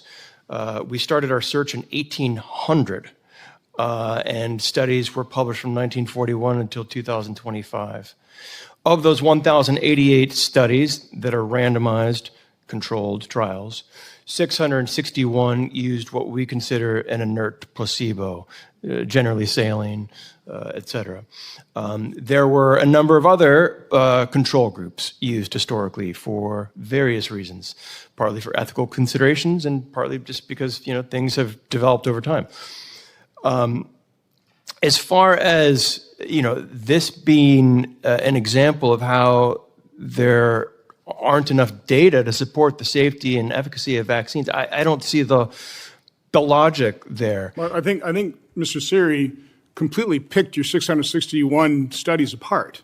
You said, saline, et cetera. I think it's wondering what's the et cetera. Mr. Rogers, you kind of raised your hand. You want to speak to that? Yes, may I please? Thank you, Senator Johnson. So look, in PhD programs, you have to read original sources and you have to define terms. Let's be crystal clear about the definitions of these terms, because the fate of the Republic depends on getting these definitions right And Dr. Scott is playing fast and loose with these definitions, so let's be crystal clear about what we mean. Inert should mean that the substance does not cause a chemical or biological reaction in the body. When supporters of the status quo use the word inert, they can mean just about anything. Paul Offit routinely calls mercury and aluminum inert, even though they are known neurotoxicants. Philip Grandjean and Philip Langergan published, they're the best two toxicologists in the world. They published a study in 2014 that says both aluminum and ethyl mercury are known neurotoxicants. But the supporters of the status quo say that these things are safe, and they're not. They're absolutely not. In the context of vaccines, placebo should mean saline as verified by independent third-party testing. That's not what the supporters of the status quo mean when they say placebo. The fact is the FDA has no regulations concerning the contents of placebos. So manufacturers can put whatever they want into the comparator intervention and can still call it a placebo by law. Furthermore, scientific journals have no regulations concerning the contents of placebos. Sometimes the manufacturers disclose them in connection with the study, and about 2/3 of the time they do not. And a double-blind randomized control trial should have two groups. A group that receives the vaccine, that's the treatment group, and a completely unvaccinated group. Given a saline placebo, that's the control group. That's not what the supporters of the status quo mean when they say randomized control trial. They compared two groups, but one group gets the new vaccine and another group gets a shot full of aluminum adjuvants. Or they compare a new shot to an older shot. But the one thing they never do is to compare a completely unvaccinated group with a vaccinated group, because everyone knows that such a trial would show harms. So if you go through all 1,704 trials in the database that Dr. Scott has put together, as Aaron Siri has done, you'll find that the inert ingredients are not inert. The placebo is not saline, and the randomized control trial does not have a completely unvaccinated control group. And we know that my assertion here is correct because on page 9 of his written statement, Dr. Scott states that vaccinated versus unvaccinated studies are especially prone to bias. It's hard to imagine a more Orwellian statement. Up is down, left is right, dogs are cats. And according to Dr. Scott, a proper vaccinated versus unvaccinated study is unethical. That's why we're in this mess. That's why we have an autism and chronic disease epidemic in this country.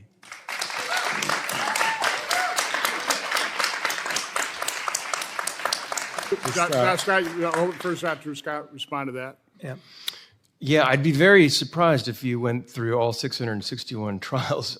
We haven't even conducted the full analysis yet. But once I think Mr. Siri kind of has. He should join our team. Yeah. You see, he's got a pretty cracked team doing that. Yeah, smart guy. If you let me make the decisions, I'll join your team. Yeah, let's do it. Let's team up.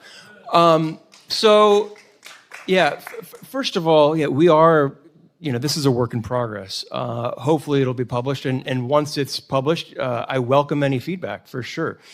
In terms of how we defined controls, that has not been publicized yet because we haven't published this, okay? But we did break it down between inert placebos that were biologically inert and placebos that were immunologically inert. So biologically inert placebos primarily include saline or buffer or water. And so there are certainly many studies that met that criteria. Then there are adjuvant-only controls. So we separated all that. But again, the whole point of the 661 studies was to prove Secretary Kennedy wrong when he never said, and I don't know the exact statement, but there's never been any vaccines on the childhood schedule that have had a true random control. I have the quote here if you'd like. Yeah, go ahead. Oh, sure. So Secretary Kennedy said, this is what the CNN article reported, that, quote, 76 shots that children in this country receive, unquote, meaning routine injected vaccines on the CDC schedule, quote, none of them have been safety tested in pre-licensure studies against the placebo. And in response to that, the CNN article quotes Dr. Scott as saying that that made Dr. Scott's ears perk up, end quote. Scott, an infectious disease specialist at Stanford University, knew that the assertions couldn't be true, and now he says he has the proof, meaning Dr. Scott, quote unquote, knew the assertion couldn't be true before he even looked and did it. So whatever he's planning to publish, obviously he had his a priori belief beforehand. So I was familiar with the body of evidence. I wasn't aware that there were going to be 1,088. So well, then why not start with the clinical trials that are actually published by the FDA and relied upon to license each vaccine? We've included those as well. Again, the problem with this discussion debate is it just gets into a lot of detail, and you have accusations going back and forth and assertions made back and forth. It is very difficult to follow, okay? Again, I personally think that Mr. Sear did a pretty good job of taking that 661 studies apart. But I want to go back to something that's, again, a little bit easier for us lay people to contemplate. And go back to numbers. I like numbers. In your testimony, you talk about the CDC estimates where I think the final number that I'm dealing with is a study that said the CDC between 1994 and 2023 that vaccines saved 1.1 million lives in America. Okay? So again, I'm just working with numbers here now. Okay, so let's take the 1.1 million. I'm comparing to the 154 million. I'm trying to make sense of these numbers, right? So if there's 154 million lives saved over 50 years, according to the WHO, CDC is saying, well, it's 1.1 million here in America over 30 years. So I just start doing the extrapolations because, again, these numbers aren't science, they're models. So let me continue the model. 1.4 million, we're 4% of the world's population. That'd be 27.5 million lives saved according to the CDC worldwide, just based extrapolating our share of population. That's over 30 years. So divide that by 30, come up per year, it's about 910,000. Times 50 years, that's about 46 million worldwide. So there's discrepancy right there between what the CDC is saying lives saved. Again, they're just making this up. They're just creating some model that is highly biased toward their viewpoint. The World Health Organization says 154 million. And again, I think Mr. Sear did a pretty good job of picking that propaganda apart. And that's what it is. It's propaganda. It's not science, it's propaganda. But let's dig a little bit further. In that CDC study, the way they get 1.1 million lives saved is basically off of 3 diseases: diphtheria, hepatitis B, and measles. And Mr. Sear does an excellent job of laying out some basic numbers that are hard to refute. So let's go through them. Diphtheria, about 750,000 of that 1.1 million. By the way, those 3 diseases account for about 84% of the 1.1 million lives saved according to the CDC. So how do they calculate that? Well, they say that diphtheria, they've saved about 750,000 lives over 30 years. That's 25,000 lives a year is what they're claiming is saved with vaccines preventing diphtheria deaths. The problem with that number is in 1948, when the first vaccine was licensed for diphtheria, the actual death was 634 per year. But let's, by the way, put up the diphtheria chart here. I think we have it on the video as well, don't we?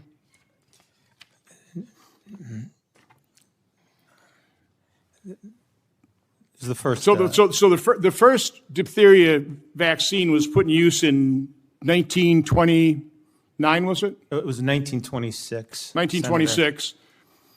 But the first licensed vaccine was 1948. Well, between 1900 and 1926, the mortality from diphtheria. Oh, I'm getting to that. So the first licensed or the licensed vaccine was in 1926, but it was rarely used. And between 1926 and the 40s, the mortality declined at the same rate in areas that used it, mostly major cities. So by the time the first vaccine was widely used, 1949 was the first licensure. The death rate had already declined by 97.8%. When routine vaccine use really began in 1949. By 26, it already declined by about 80-some%. Well, it wasn't from vaccine. That's from improved sanitation. We weren't living in squalor. There's better nutrition. There's a host of reasons why diphtheria dramatically was reduced in terms of rates per 100,000. So by the time we really started widely using diphtheria vaccine in 1948, we'd already reduced the cases, the rate fatality of mortality declined by over 97%, and okay, none by of that, 98%. virtually none of that had to do with vaccine. But it couldn't again, have been. that year, there were 634 deaths. That's right. And the CDC is saying we're saving 25,000 deaths a year of diphtheria. Yeah. Okay? So that's the most stark example of this. Hepatitis B, they're claiming 3,000 lives saved per year. Right. But in 1980, when that first vaccine, 1981, first came about, there were about 294 deaths. It's actually increased now that we've got the vaccine out there. It's about 1,700 deaths a year now, so the number of deaths have gone up, but they're claiming 3,000 lives saved somehow. So for measles, they're claiming about 2,700 deaths per year. 1963, prior years to the release of that vaccine, they're about 400 deaths per year. And so in total, if you add up those three illnesses, okay, a total of 30,700 lives claimed saved per year for those three illnesses, whereas the death rate of the year of basically use of vaccines total of 1,328. So they're literally claiming a 23-fold increase of lives saved over the actual death count when the vaccines came about. So again, there's all these claims, 154 million, 1.1 million. The numbers simply don't add up. And what's very clear, we could actually put up the measles chart. You can quick do that in the same basic dynamic. By the time we actually had a measles vaccine, there was a 98% reduction in the rate of mortality with That's measles. Right. Again, with increasing population. Again, that's right, the book, Dissolving Illusions. Improved sanitation, improved nutrition, antibiotics, other treatment, which is a big problem with me with COVID, that we sabotaged treatment. We ignored treatment and put everything toward the COVID injection. But anyway, I think that's a point that needs to be made. What actually brought down the rate of death in these infectious diseases? Sure, vaccines might have provided the tail end of that, right? But the bulk of the reduction of those diseases occurred well before vaccines ever became popularized. Correct, Mr. Siri? Absolutely. And overstating the benefits of a medical product is just as dangerous as overstating its risks. And they overstate the benefits based on this data by numerous folds. There's a few other points regarding that if you'd like me to address them.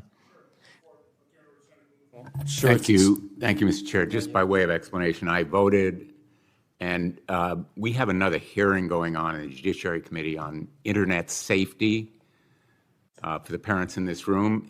When you're done here, if you want to come over to the subcommittee of the Judiciary chaired by Senator Blackburn of Tennessee, we're looking at ways that the Internet and social media can be made safer for children, Kids Online Safety Act. And I say that by way of explanation for my absence. I do apologize, but I think maybe we have some common ground on stopping toxic content that's driven to children by big tech.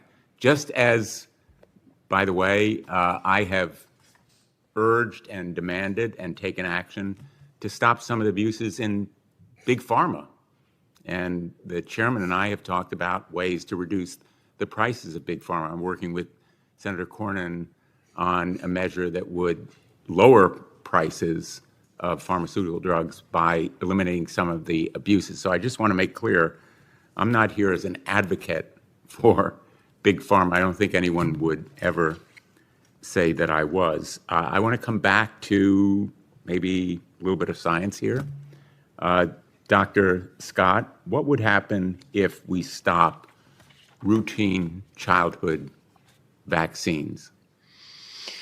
Well, we know that there would be preventable outbreaks of preventable illness and death. And maybe you can expand a little bit. Why is it that unvaccinated children who, say, come down with measles can lead to outbreaks in schools, in communities around the country? I know it sounds like a simple, common sense question, but yes. I'm not a scientist, and I'm asking questions because I'm curious. Yeah, so these are contagious diseases, and they can spread to people who either weren't able to get vaccinated or who didn't get vaccinated or who are severely immunocompromised. And that's substantiated by studies and by real-life experience, most recently in Texas, correct? Correct. Yeah. Vaccines, have definitely played a role in, helping stop these outbreaks. I don't know how that could be denied. Correct. And you have recently launched a project to document all of the randomized control trials that have been conducted by licensed vaccines. Could you talk a little bit about what that project has revealed? Yeah, I think that you might have missed some of our discussion, but I apologize to you as I do to everyone here. And let me just say that the scientific evidence supporting vaccine safety and efficacy really represents one of the most extensive bodies of medical research ever assembled. And so we screened thousands of studies online, and we cataloged 1,088 randomized controlled trials that were published between 1941 and 2025 from around the world, covering vaccines from adenovirus to Zika virus. These are all publicly accessible, and transparency is built in by design. On our Google spreadsheet that is accessible to everyone with internet access, there are links that you can click on to see the primary source. And so across 7 decades of trials, we found no evidence of suppression. The challenge really is the sheer volume, not access to data. There are a lot of studies out there. There are a lot of poor quality studies out there that get published, even no matter how bad they are. There is a massive amount of studies out there, especially around COVID vaccines. And the ones that are not published are available, are they not? It's available. Studies are available even if they're not published. Well, I mean, this one wasn't. And others as well, correct? There are links to them. They're available to people who ask about them, who want to make them public. Yeah, but for the most part, it's not that hard to get a study published somewhere. I mean, there are thousands of vaccine studies. Mr. Siri, we've been talking about medical issues. You're not a medical doctor, are you? No, sir. And you're not an immunologist or biologist or any kind of... Or vaccinologist, no, but I depose them regularly, including the world's leading ones with regards to vaccines, and I have to make my claims based on actual evidence when I go to court with regards to vaccines. I don't get to rely on titles. Okay.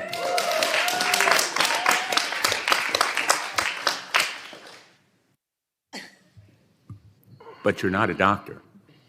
No, I prefer not to be a doctor because I prefer to rely on the evidence, not slogans like we've been hearing. Okay. Let me ask you, have you spoken to Secretary Kennedy about his decision to approve COVID-19 or limit the approval and availability of COVID-19 vaccines? No, sir. You have not? Okay. Have you spoken to him about the vaccine injury compensation program? I do not recall. You have represented him, correct? Yeah, I represented him when he was running for president of the United States of America. I've represented him during that period to get him off ballots across the country. I've represented him in some other capacities. I've also co-counseled with him in many cases for almost a decade. Have you been under consideration to be part of his team at HHS? I have not put my name in to be part of the government. I respectfully prefer to be outside of government.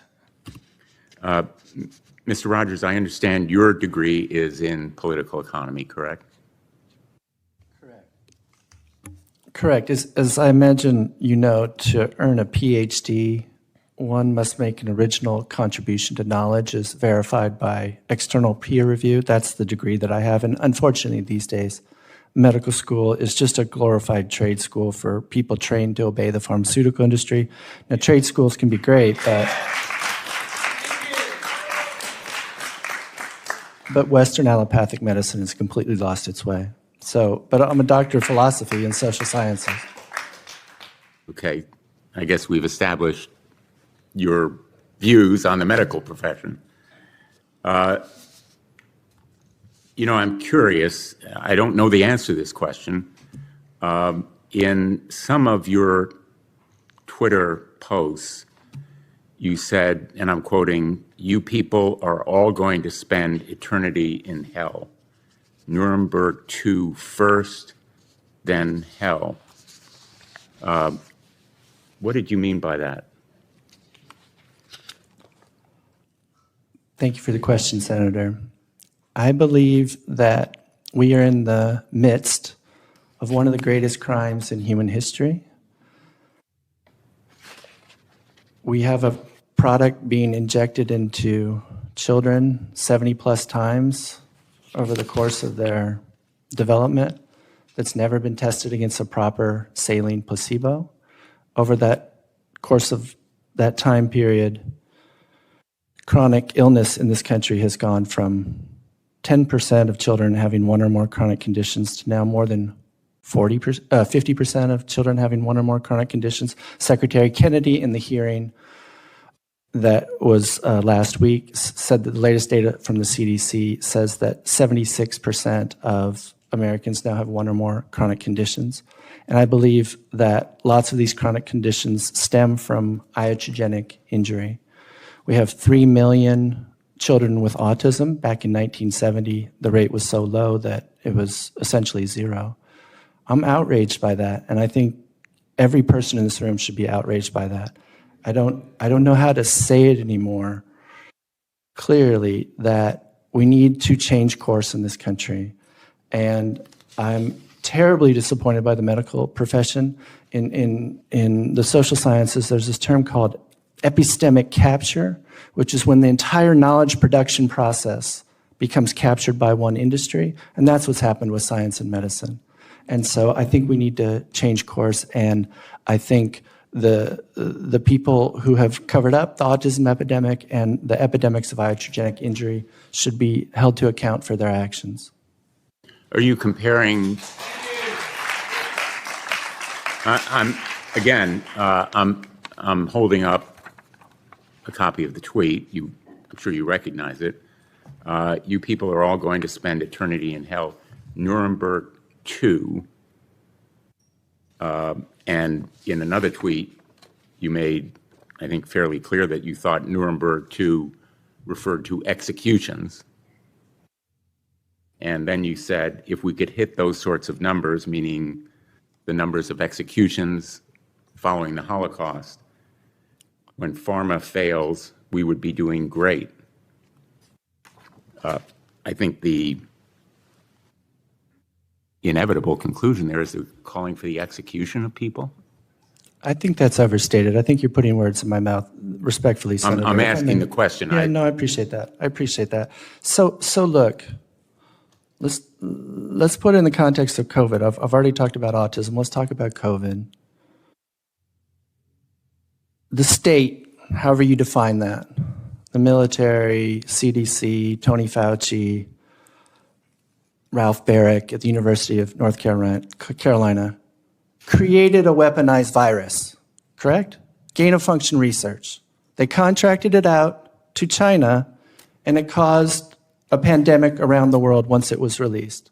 The government created a weaponized virus that then got out and caused a global pandemic. When are we going to have accountability for that? I generally don't understand why government officials are allowed to engage in Rogers, gain-of-function I'm not putting research. words in your mouth. I'm just quoting your words. I would like to have accountability for the COVID era, and I'd like to have accountability for the fact that the CDC has known since 1999 that vaccines cause autism, and they've covered it up for 26 years. How do we begin to have accountability? You want to call it something different? Truth commissions, criminal trials? So I would welcome You're comparing the COVID-19 vaccine to the Holocaust.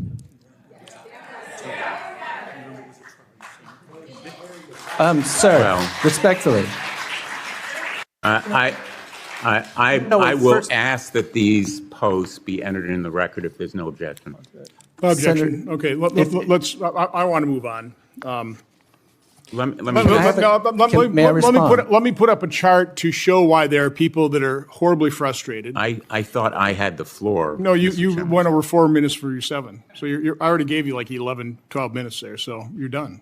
I thought we had all the time in the world. You can once I do my 7 minutes, then you'll get 7 minutes again. Well, I'm going to go back, and I invite anyone who's interested in internet safety, which is harming children, to attend the hearing of the subcommittee that I'm going to return to. I want to thank the witnesses in case I don't have the opportunity to come back. Thank the witnesses for participating. Everyone who is here, thank you for being here. And I'm sure we will have additional opportunities to air the issues that we've addressed here. And I hope that the corruption of science truly will end. Thank you, Mr. Chairman. Thank you. So let's quick put up chart number 6. Again, I'm just kind of laying out why people are outraged, because people haven't been held accountable. This is a history of autism. This is a chart showing from, again, hard to say, but with CDC numbers starting in around 2000, from 1 in 150 to now 1 in 31. According to your testimony, back in 1970, it might have been 1 in 10,000, a little less certain than using CDC numbers, but there's been an explosion. What are we doing about it? Who's asleep at the wheel? Who's trying to determine what caused this? As Dr. Chris Palmer said, when it comes to chronic illness, and I'd throw autism in there, they don't want the root causes discovered. That's why people are outraged. That's why people may put on Twitter things that they may regret later. Let's put up the next chart, number 3. This is probably my most censored chart. Dr. Scott, were you aware that worldwide on VAERS we've reported 38,742 deaths worldwide associated with the COVID vaccine? Were you aware of that carnage? I'm not aware of that figure in particular, no. In America, I believe the number 19,000, correct? Again, but VAERS does not prove causality. Oh, I've heard that time and time again. So let's take a look at the bottom figure down here. Of those 38,000 deaths, 9,252, 23.9%, it's called 24%, occurred on the day of vaccination or within 1 or 2 days. Now, I know that doesn't prove causation, but man, that's a correlation that we ought to look at. Do you know to what extent VAERS is reported to understate adverse events? Do you have any idea? Have you ever seen any studies on that? I'm sorry, what's the question? To what extent does VAERS underreport adverse events? Again, it's a pain to report something to VAERS. Okay, doctors are busy, takes half hour, 45 minutes. A lot of people don't know about it, so the vast majority of adverse events from a vaccine or a drug doesn't get reported to VAERS. So again, they've actually done studies on this. Do you know what percent actually get reported versus what doesn't get reported? No. Somewhere between 1 to 10%, correct, Mr. Siri? No, it's less than 1% according to an AHRQ-funded study of Harvard researchers. So if it's less than 1%, let's just use U.S. figures. Okay, by the way, what is this? 17,000 or 19,000 U.S. deaths? Yeah, it's close. Okay, it's one of those 17 or 19,000 deaths reported in the U.S. based on VAERS. If we're only recording 1 out of 100, that would mean deaths from the vaccine is somewhere between like 170,000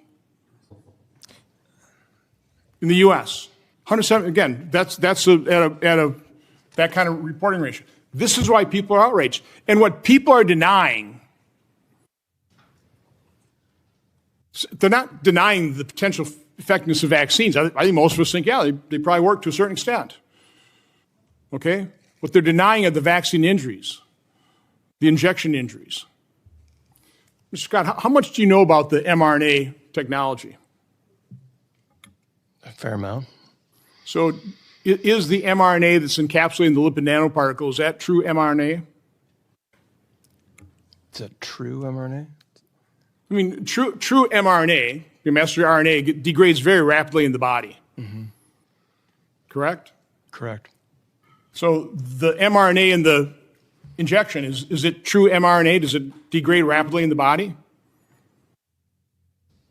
Do you not know?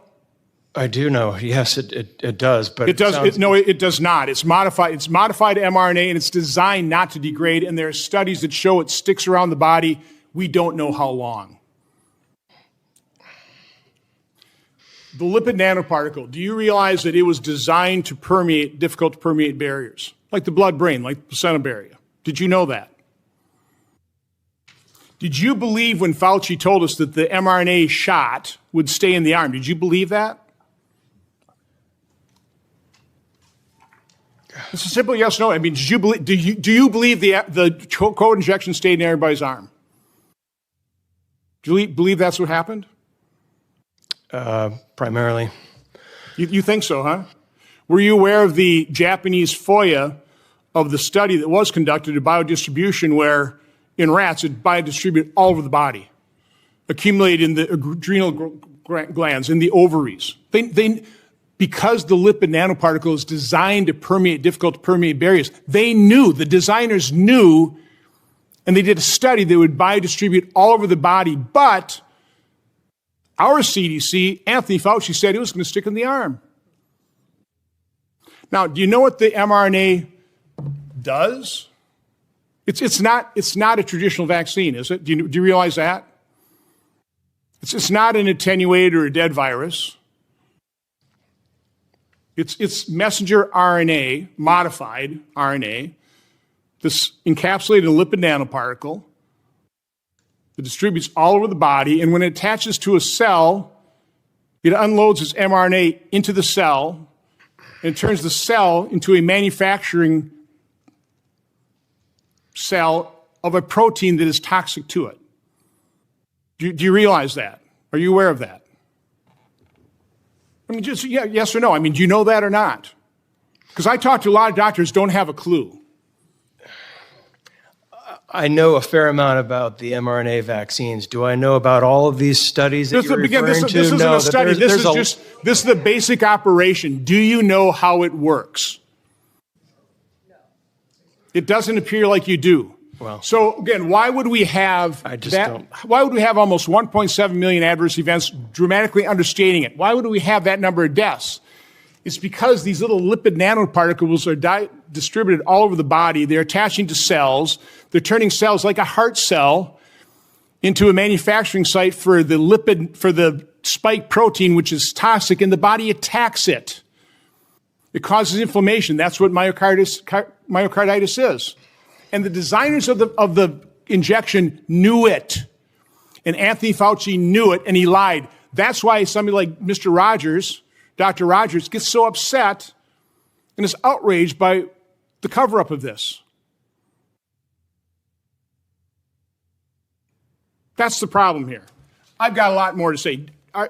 Have you heard, do you know anything about, for example, the DNA contamination that's being reported? I want to enter into the record the McKernan study, just recently released, without objection. There's nobody to object. Again, have you heard about this? That there's DNA contamination in, particularly the Pfizer?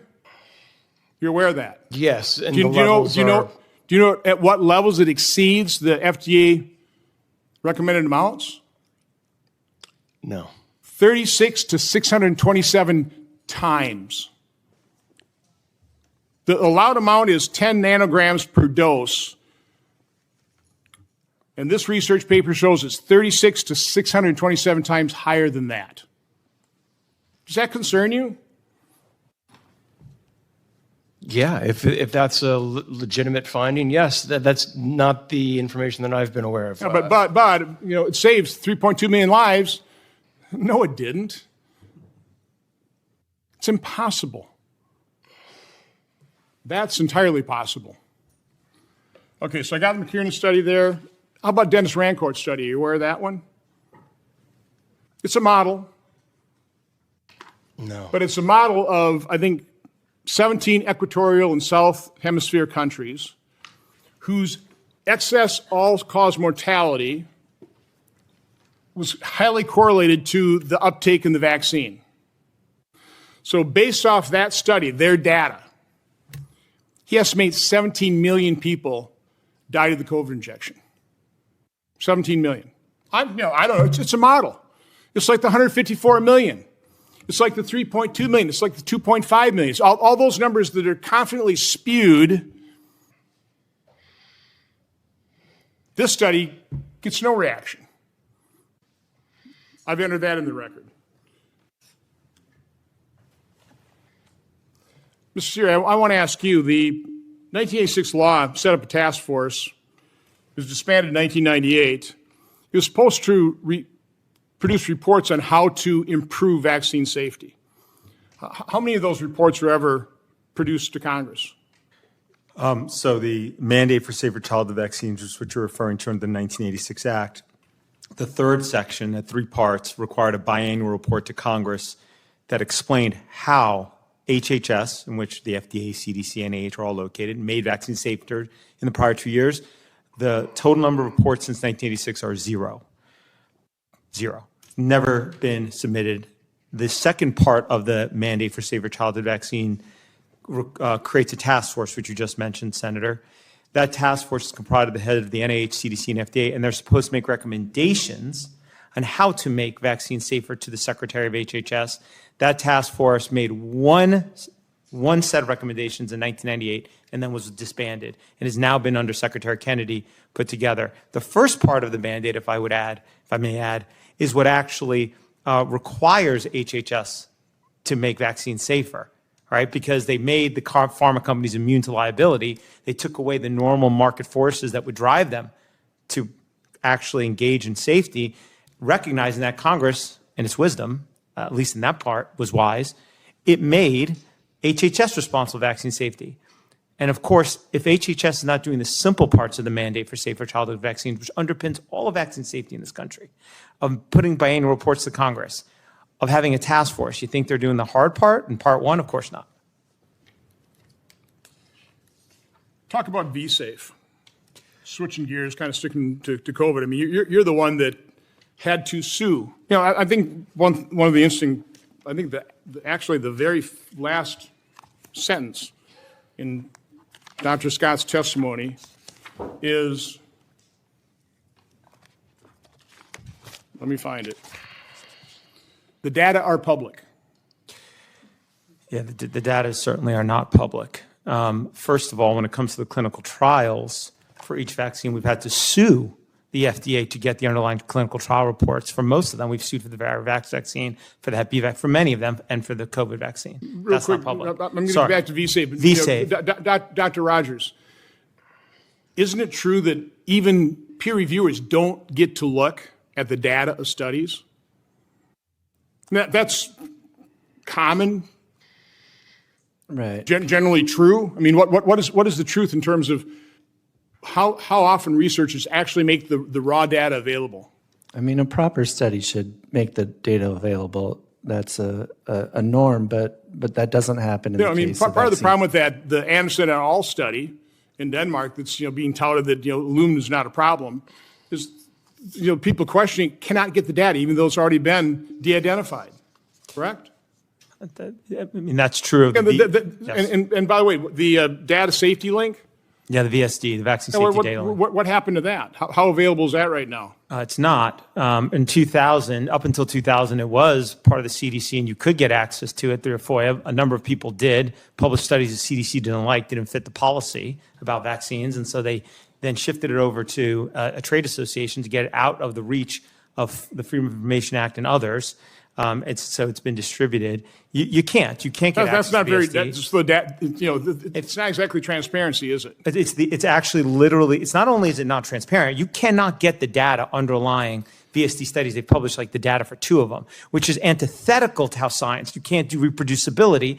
Not only that, It's selection bias, because if you want to do a study, it has to go through CDC's clearance process, actually, which means that only studies that conform with its policy that vaccines are safe are going to get published. So let's talk about the V-Safe, which was established for the COVID injection. 10 million people voluntarily signed up. I mean, I think what they were reported is completely inadequate. But talk about how you had to sue and how long it took you to get the data from what was supposed to be the transparent safety surveillance system, and then what the results were. Could you just quick tell that story? Over 2 years, actually collectively almost 3 years of litigation it took. V-Safe was a safety system rolled out in December 2020 along with the release of the first COVID vaccine. Up until that point, CDC touted VAERS, and they said, well, VAERS isn't reliable. We're going to have V-Safe.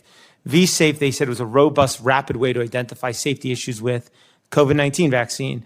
10 million Americans signed up very rapidly over about 6 months. These were the vaccine enthusiasts who got the vaccine from December 2020, and about 9 million in those first 6 months. And they got a form to fill out every day for 7 days after the shot, then every week for 6 weeks, and then 3 times after that. On that form, we checked the boxes. There were basically 2 types of check the boxes. First, check the box was for symptoms. But the symptoms that the CDC chose to include were the ones that they say are normal and fine after the vaccine, and they only collect that for 7 days, what they call reactogenicity. They're good. They show the vaccine is working. You're having an immune response. So that data was completely irrelevant for assessing safety. In fact, they reported 60-70% of people reporting having that, and the CDC said, great. That leaves only one other check-the-box data that was actually worthwhile, and that was folks seeking hospital care, missing school or work, or not performing normal daily activities. Well, what the CDC was doing is they were pumping out study after study after study that only showed the first week after the shot for those 3 categories. Well, we wanted to see the full data set. My client, the Informed Consent Action Network, wanted to see the full data set. So we said to the CDC, hey, this stuff's totally de-identified. Just release it. It's literally sitting there in files. You can release it in 2 minutes. Took us almost two federal lawsuits, a year and a half of litigation, 2 years of litigation almost to get that data. And when we did, it was clear why the CDC wanted to hide it. It wanted to hide it because what it showed was 7.7% of these vaccine enthusiasts reported needing medical care that they attributed, most likely, to the vaccine after getting the COVID shot. 7.7, that's 1 in 13. And on average, they sought medical care 2 to 3 times each. You don't go to seek medical care 2 to 3 times each. And 75% of those were hospitalization, emergency room, or urgent care. So these were serious issues.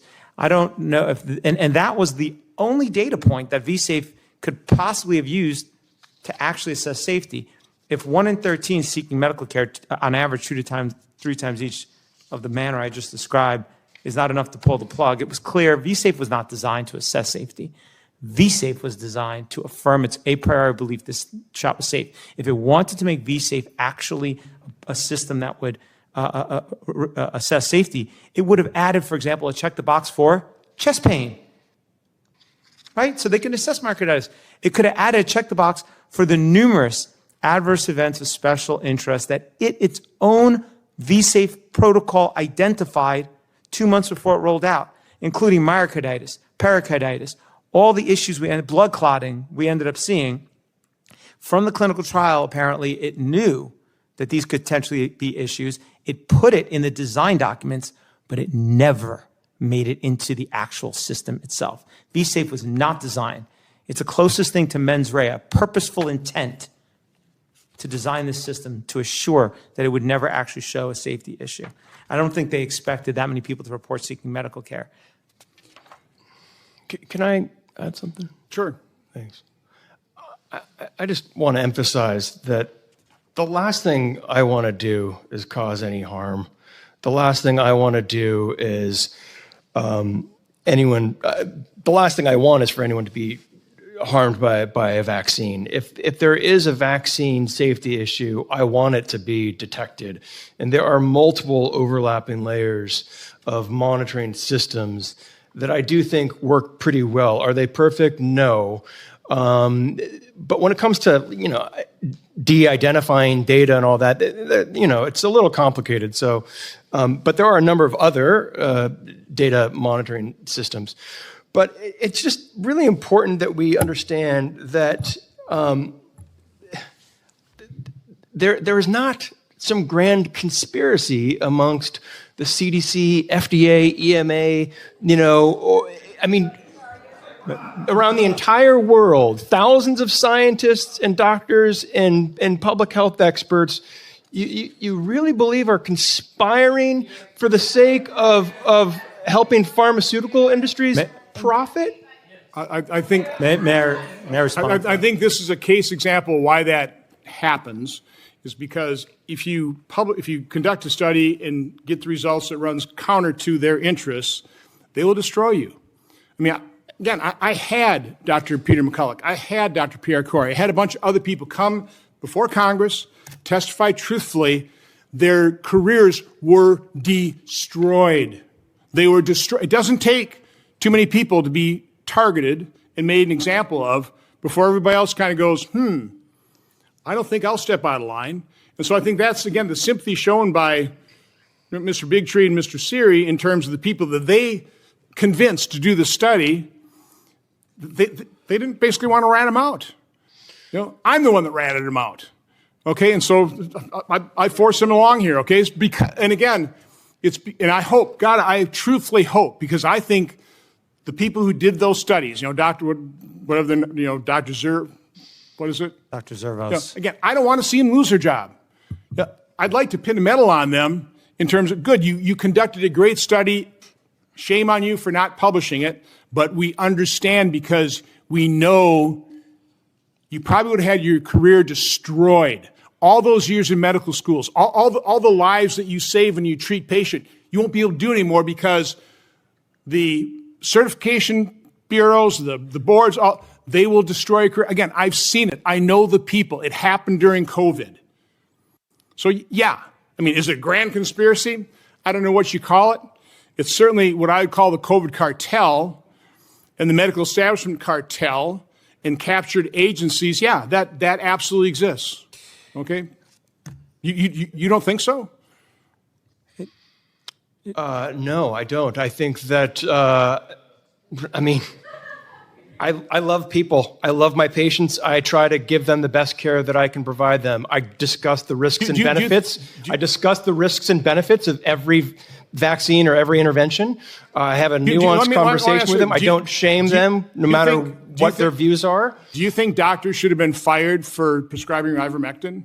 Do you think they should have had their certification taken away from them? Do you think they should have been sued? Do you think that should happen to doctors? By the way, ivermectin and hydroxychloroquine are all FDA approved, and you as a physician have full off-label prescription rights, correct? Correct. So again, do you think it was right that doctors who prescribed ivermectin were fired, were decertified, lost their license? Do you think that should have happened? I don't have an opinion about that. You really don't, huh? No, I don't. I've never thought about it. I don't think about it now. And we'll come. And by the way, I truly want you to come back. I would love to. This has been a real. Swear on the Bible. We're going to have you come back with Peter McCulloch and Dr. Pierre Corey and Ryan Cole. Might even have Dr. Malone, which, by the way, don't leave, because I think I'm going to ask consent to have you come up and defend yourself, seeing as you were slandered in this hearing. I think we're kind of running the course here. I could keep going. I would recommend everybody watching the hearing. This will be posted. Mr. Seery's response to Dr. Scott's testimony. I think it's important. I think it's insightful. But what I will do is I'll give all three witnesses an opportunity to just make some concluding remarks. If I may just address a number of things that were said that I think are important to address just on the record. I appreciate that opportunity. In terms of the Henry Ford study, first I'd like to just say that the scientists that engaged in the study should be given incredible credit for having the fortitude to at least do the study. Now, maybe they didn't go through it at the end of the day and publish it because they don't want to lose their jobs, and it got the result they didn't expect, but they at least went and did it, which I could say is far more than I could say for most scientists that I've tried to interact with. In terms of the claim with regards to, somebody asked, well, what did any journal say about it? No journal had an opportunity because they don't want to get fired, though they themselves have reaffirmed it. And I litigate around studies all the time. I've read hundreds, thousands. You can watch my depositions regarding specific studies. In terms of a design of this study, this is probably one of the best designed studies in the area of vaccines I've ever seen by far, and it is the best study that And by the way, assesses the safety no of study's vaccines. perfect. No it's, such it's, thing. it's hard to design these things. I mean, just Absolutely. give them that credit. But what they did is that unlike some of these other studies that play games or have basically vaccinated versus vaccinated studies, that's what most vaccine science is. I'm going to compare this person that got X amount of X and this one got X amount, and that's not the way you should assess the safety of any product. You got to look at folks who got it versus those that don't. The other thing is that the analogy I use on that is kind of like saying, well, we wanted to study the danger of arsenic. Let's compare it against hemlock. Yeah. Yeah. Maybe not a perfect analogy, but I'm going to do this. I'm going to look at 17 vaccines in this group, 16 in the other, and I'm going to say C vaccines don't cause autism, for example. That's not a good way to assess whether vaccines do or do not cause autism, as an example.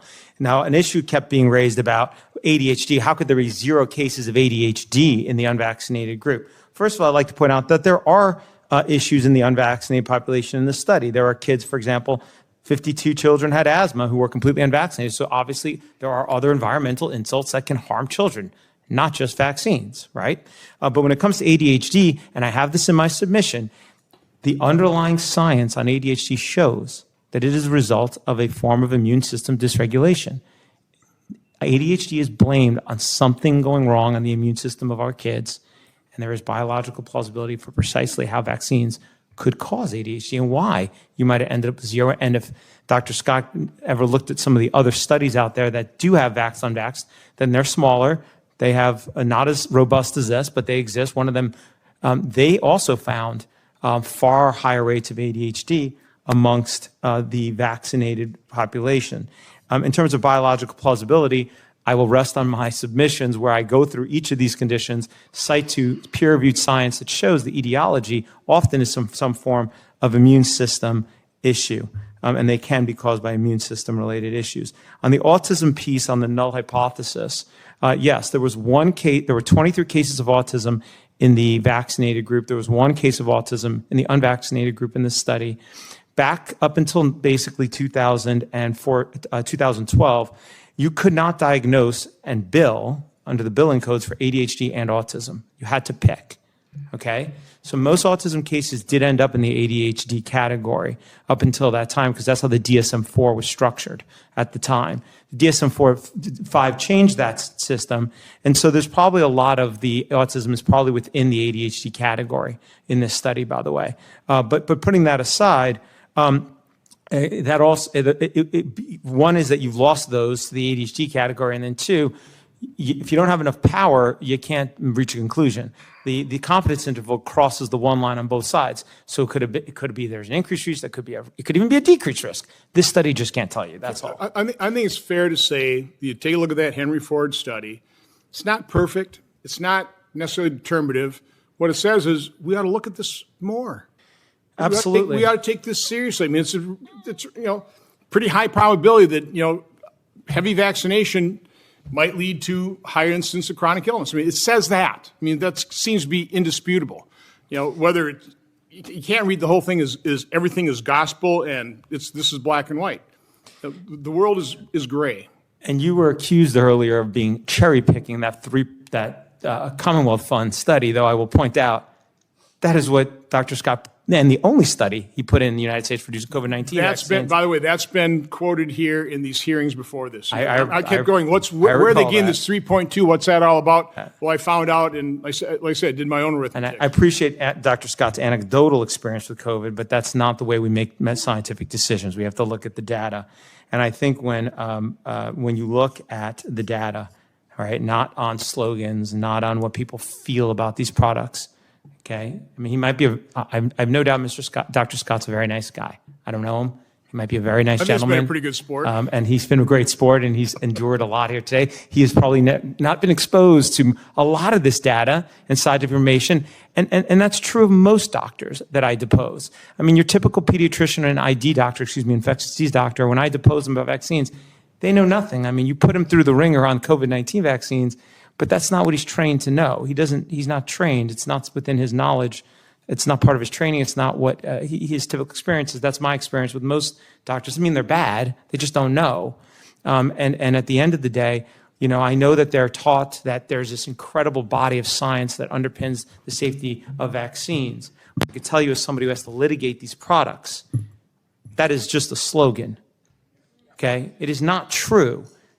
And the fact that there are so many doctors who agree that that's true is of no moment. The fact that medical organizations say it is of no moment. The only thing that matters is what the evidence itself actually shows. And you can crowdsource as many clinical trials as you want from around the world randomly, haphazardly on some Excel file list on the internet. But that does not change what the actual clinical trials were that were relied upon to license each child a vaccine. And when you look at each one of those, as we have done, as we need to do for our work, they are disturbing. They do not affirm the safety of these products. There is not a single routine injected child vaccine that was licensed based on a trial that affirmed its safety. Okay. Thank you, Mr. Rogers, or Mr. Siri. Mr. Rogers. Thank you, Senator Johnson, for organizing this hearing. I'm so grateful for your leadership in the Senate and across America. We're deeply indebted to you for your courage in the face of the wealthiest and most powerful industry in the history of the world. So let me explain how all this works. This is right in my wheelhouse. This is what I study. I follow the money. Autism is a political economy problem. These are all political economy problems. So let me explain how this works. Thus far, government has failed in response to the autism epidemic because of regulatory capture. Rather than protecting public health, regulators have advanced the interests of the pharmaceutical industry. That's pretty straightforward. Science and medicine have failed in response to the autism epidemic because of epistemic capture. And what I mean by that is that the pharmaceutical industry has captured every step in the knowledge production process in science and medicine. Big Pharma controls what is studied, how it is researched, and what qualifies as evidence. Now, this capture permeates every level of the system. Medical textbooks and curricula are influenced by financially conflicted academics. Universities and department chairs hold substantial pharmaceutical ties. Most clinical trials are conducted by for-profit contract research organizations in China and the Third World. A large share of scientific journal articles are ghostwritten. The pharmaceutical industry spends over $27 billion annually on drug promotion and continuing medical education. Standards of care are authored by conflicted physicians. So from the first day of medical school to the final years of practice, doctors live inside an epistemic bubble engineered by the pharmaceutical industry to increase its profits. Senator Blumenthal and Dr. Scott only pay attention to captured science, science that's controlled by the pharmaceutical industry. The correct answers, the best science, is happening outside of that epistemic bubble. The entire system of knowledge production in science and medicine needs to be overhauled to liberate it from the biases and distortions imposed by the pharmaceutical industry. So just to wrap up, an estimated 115,000 children develop autism every year in the United States. That means that 315 children develop autism every day in the US. Now, if Dr. Sally Ozanoff's work is correct, and she's at UC Davis, she shows that 88% of autism cases are characterized by regression. That means that, so if she's right about that, and I think she is, that means that 277 children regress into autism every day in the United States. Now, regression suggests an acute toxic exposure, not genetics, not better awareness, an acute toxic exposure, which means that most cases of autism are preventable. Autism is not a medical or scientific mystery. We know beyond a reasonable doubt that toxicants, mostly from vaccines and about a dozen additional toxicants, are causing autism. If we repeal the 1980 Bayh-Dole Act, the 1986 National Childhood Vaccine Injury Act, and the 2005 PrEP Act, that would remove the structural incentives that created the autism epidemic and the chronic disease epidemics in this country. Thank you. Thank you, Dr. Rogers.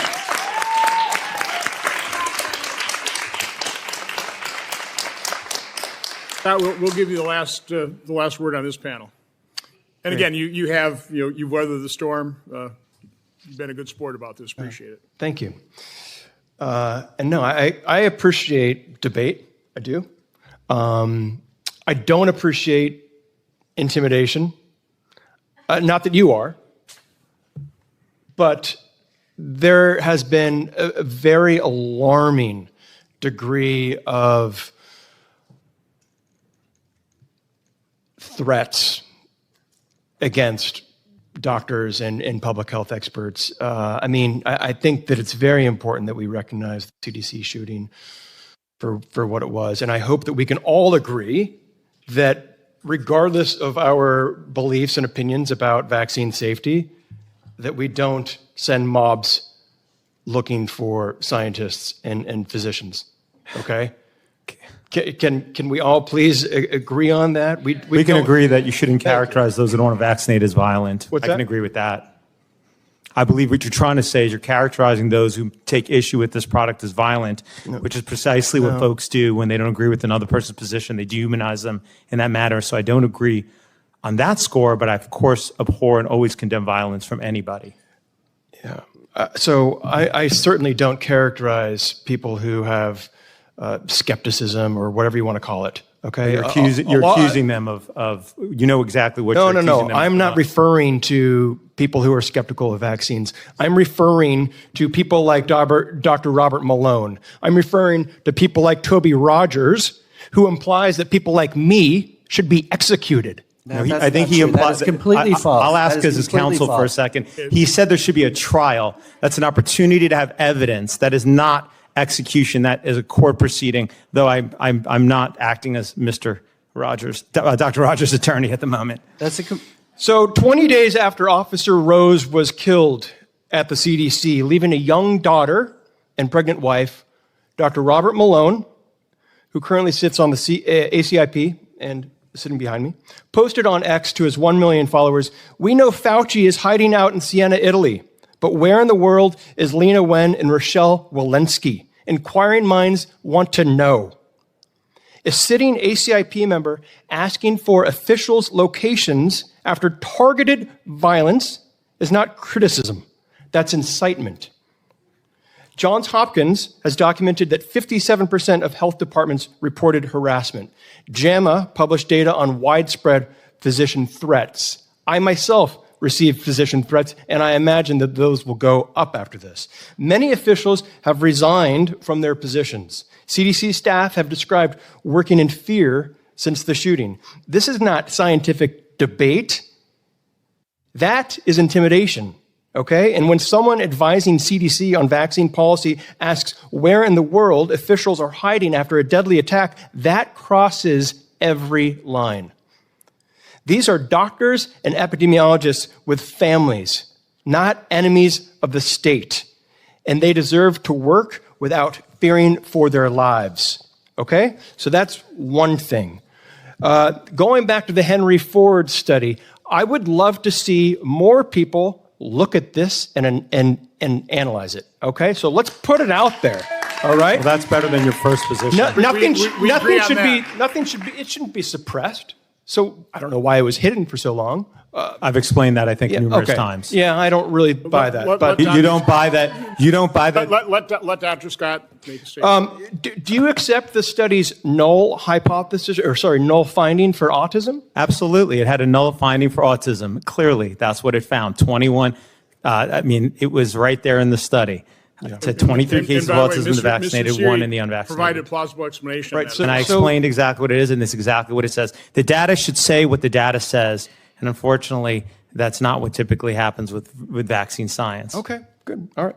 So I also just want to say that we should all take autism seriously, and we should all do everything we can to find the underlying cause, okay? If there is a link between an ingredient and vaccines, I want to know about it. Why don't we just start with looking at the safety of the whole schedule, which is what this study does. Mr. Siri, let Dr. Scott finish, I apologize. Please. I will also say that vaccines and autism has been studied more intensely, perhaps, than any other question in public health. There was a Danish study that followed 1.2 million children for 24 years. no autism link. There was a meta-analysis of 1.25 million children, no link. Sibling studies that control for genetics, no link. Denmark removed thimerosal in 1991. Thimerosal was, supposed to be the culprit, right? And then autism rates went up. The US removed it in 2003. Rates continue to rise.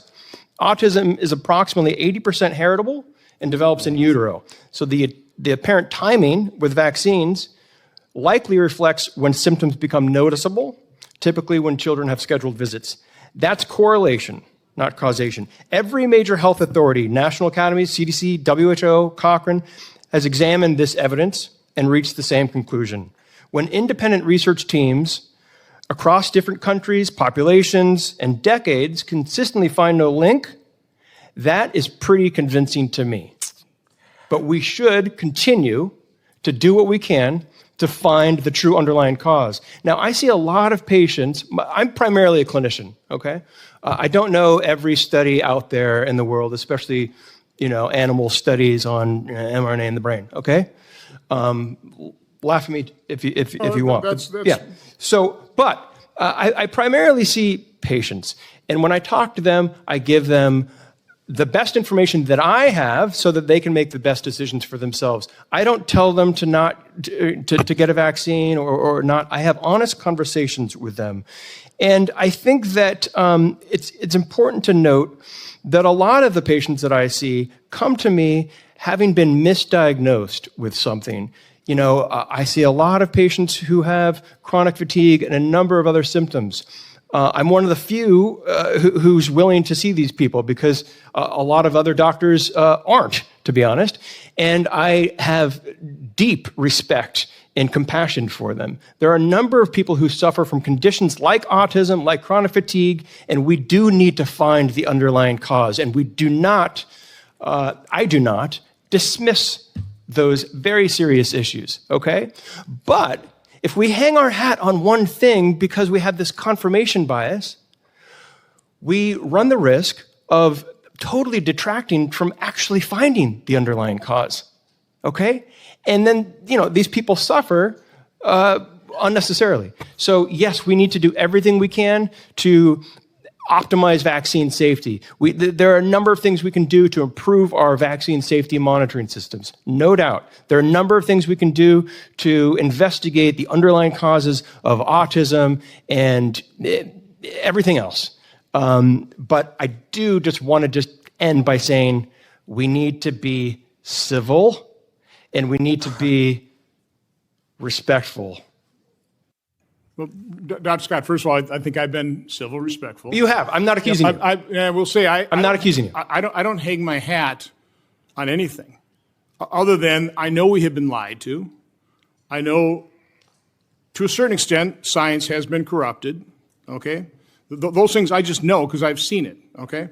I do ask you one question because kind of like Bobby Kennedy, I didn't come here to do this, okay? Bobby Kennedy was an environmental lawyer. He'd give talks. Moms would show up with their T-shirts about their vaccinating their children. Kept them at arm's length until one mom showed up on his front step and said, I'm not going to leave till you read this science, this research. And he did. And he knows how to read science, and once he did, his eyes were open. He couldn't close them.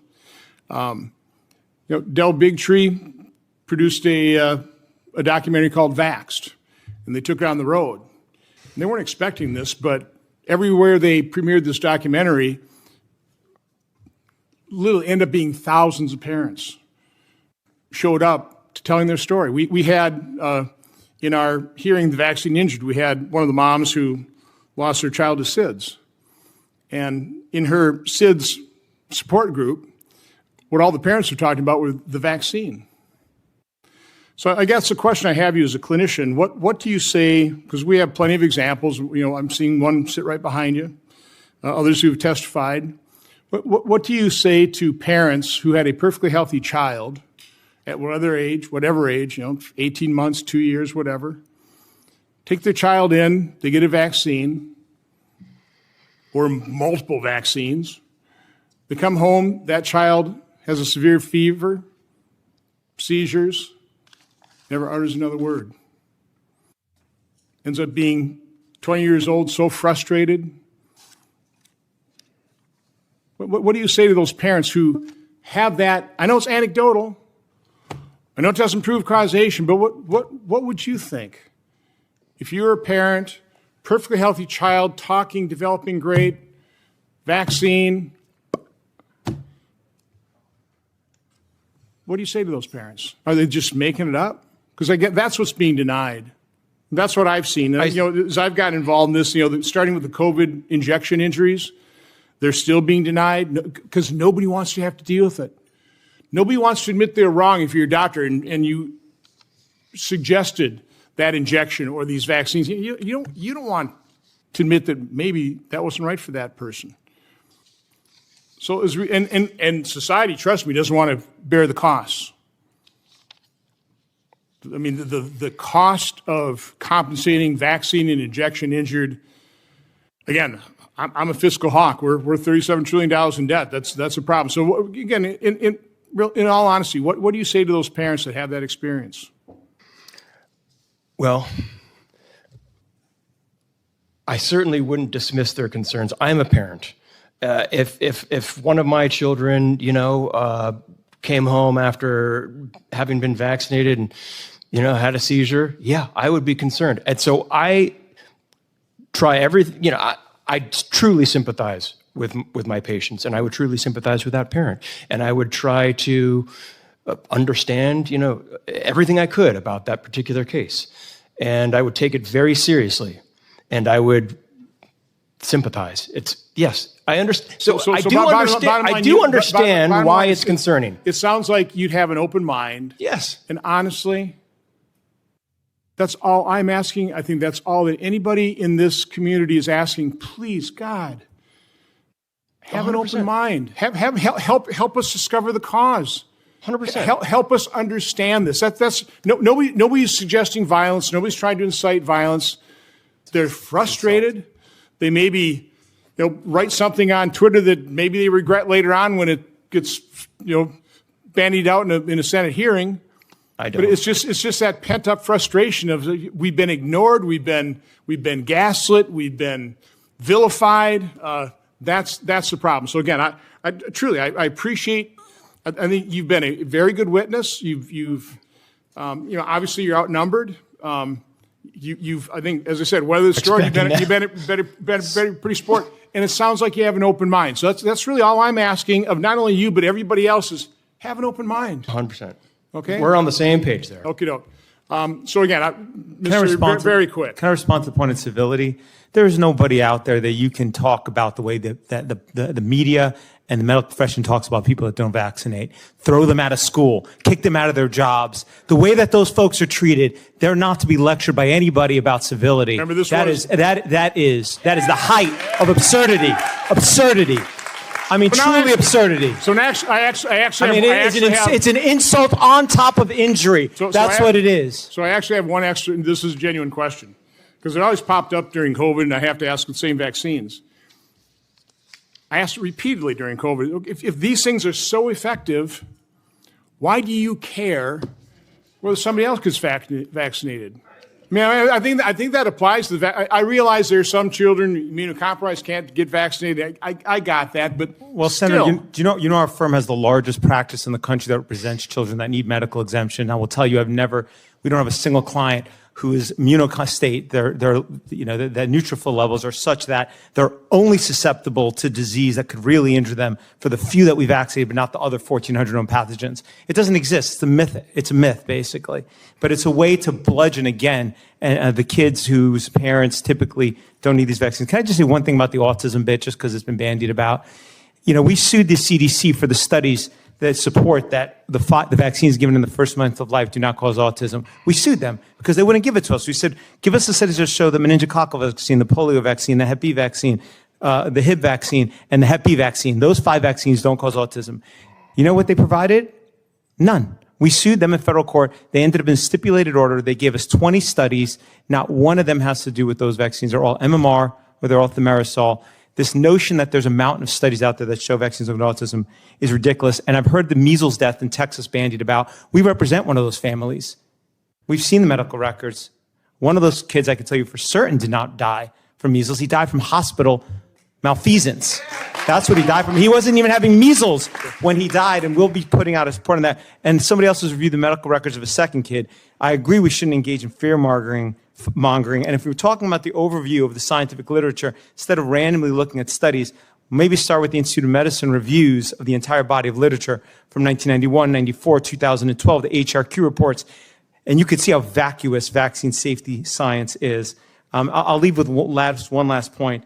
Look, if vaccines are so safe, why are they the only consumer product where you cannot sue the manufacturer for injuries to claim it was made safer? It's been 1980s, it's been over 30 years they're telling you Hep B safe, Hib safe, these are safe. You still need immunity? Okay, let me tell you my definition of vaccine, Senator. It's a product that causes so much injury that it has to have liability for the injuries that it's causing, immunity for the injuries that it's causing. That's what a vaccine is. Okay. The hearing will now reconvene.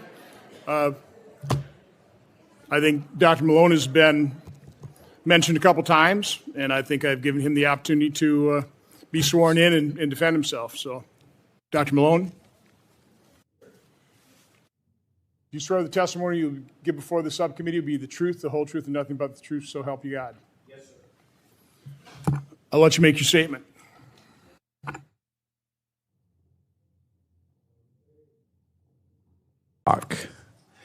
Various comments have been made about intent and meaning concerning, in particular, 3 tweets, or 3, they're not actually tweets. They're part of a weekly roundup of memes that my wife and I publish through our Substack, Malone.news. We put out, over the last 4 years, thousands of essays. And we get a little bit of a break. We put them out 7 days a week, but we get a little bit of a break on Fridays and Sundays by doing a roundup of memes that other people have posted previously. They're sourced from many different places, and we typically cluster them around topic areas. Now, unfortunately, the morning, and just a little more context, of course, I speak here as a private party, even though I am appointed as a special government employee, serve at the discretion of the Secretary on the Advisory Committee on Immunization Practices for the Centers for Disease Control and Prevention. I have 30 years of experience in vaccine development. I have multiple fundamental patents and discoveries, of which 6 have to do with mRNA vaccines. They were all filed between 1990 and 1991 that have subsequently issued. Those are the foundational documents in RNA vaccination history.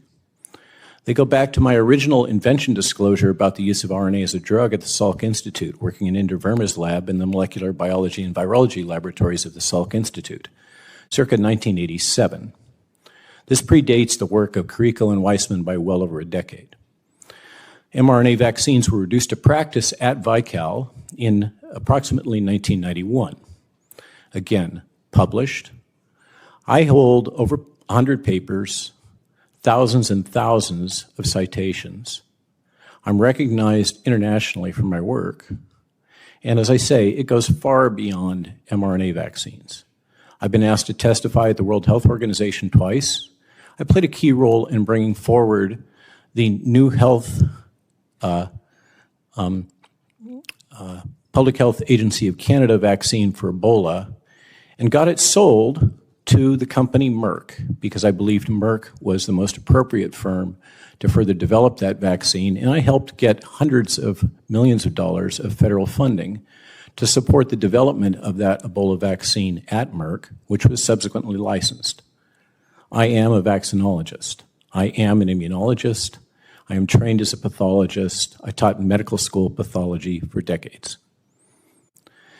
But when I spoke about medical ethics early on in the COVID crisis, and the fact that coercion, compulsion, and enticement were not consistent with the norms of medical ethics, a discipline that I've been trained in extensively because I do clinical research, that led to my being asked to comment about the technology for RNA vaccination, having developed it. And that led to an incredible wave of hate and blacklisting and defamation. Now, among those were many articles from, say, the New York Times, the Washington Post, Atlantic Monthly, Business Insider, et cetera, et cetera. But the consequence of this was that my consulting business that had been operating for over 20 years was destroyed. It's not the first time that I've been a whistleblower and had my profession destroyed. Unlike some of these folks, as physicians that were unwilling to speak out, I have spoken out. I spoke out in particular about the death that occurred at UPenn, having to do with Jesse Gelsinger and the use of adenovirus vectored gene therapy. And when I did that, I destroyed my academic career, which is why I transitioned to working primarily with the U.S. Army, particularly working in biodefense. I have many friends within the biodefense sector, have worked in there for years, have secret clearance from the Department of Defense, have been involved in virtually every major biodefense vaccine product that has been developed for the U.S. military. But I destroyed, again, my consulting business by speaking out about what I was observing, particularly about the bioethics of the mandates, the coercion and enticement that occurred. And since then, I've had to find some way to make a living. And the way that I make a living as a licensed physician is to publish a Substack essay once a day, day after day after day, year after year after year. And as I said, every Friday and every Sunday, my wife and one of our associates pulls together memes from the prior week, assembles them around topic areas, and publishes them. Unfortunately, the morning, and your initial statements conflated this, the timeline. The morning of Friday, when this unfortunate event occurred at the CDC, we published one of the memes of many, including one that referenced you and your attacks on Janine Pirro, accusing her of being a conspiracy theorist. But in that collection of memes, there was one that used a metaphor for random chance with severe outcomes. That metaphor was Russian roulette. Russian roulette is a metaphor. It is just like any form of roulette, only it has a very severe outcome. And that particular meme meant to make a point that when you have a random event with a severe outcome, it can appear statistically to be inconsequential, but in fact it has a major impact. Hence the chamber with one bullet in a revolver and the statement that 5 out of 6 would agree that Russian roulette is safe. It is a metaphor. It is not a violent indication. It had no indication of any weapon being pointed at anybody. Then on the following Sunday, after the event that occurred approximately 5 p.m. at the CDC, and I concur with you and have expressed as a member of the ACIP to CDC my deep regret about what transpired. But the following Sunday, 2 of the memes in the collection referenced Elizabeth Warren's statement that one doesn't need 20 rounds to be a hunter. If you need 20 rounds, you're not a good hunter. And that provoked a lot of response from Second Amendment supporters. And 2 of those responses we happened to collect and post together. One of them specifically referenced the senator and made a statement, the meme went, well, she's saying if you need 20 rounds to be a hunter, you're not a very good hunter. And the response was, if you need to disarm the population, then you're not a very good governor. The other one was the one that you've posted. I don't believe that's an automatic weapon, but I'm not a specialist. I don't actually own any guns except for a couple pellet guns that I used to kill rodents on my horse farm in Central Virginia, about 10 miles from the former home of James Madison that was cited earlier as a strong supporter of an armed populace and the Second Amendment. But I'm not a gun nut. I don't carry guns.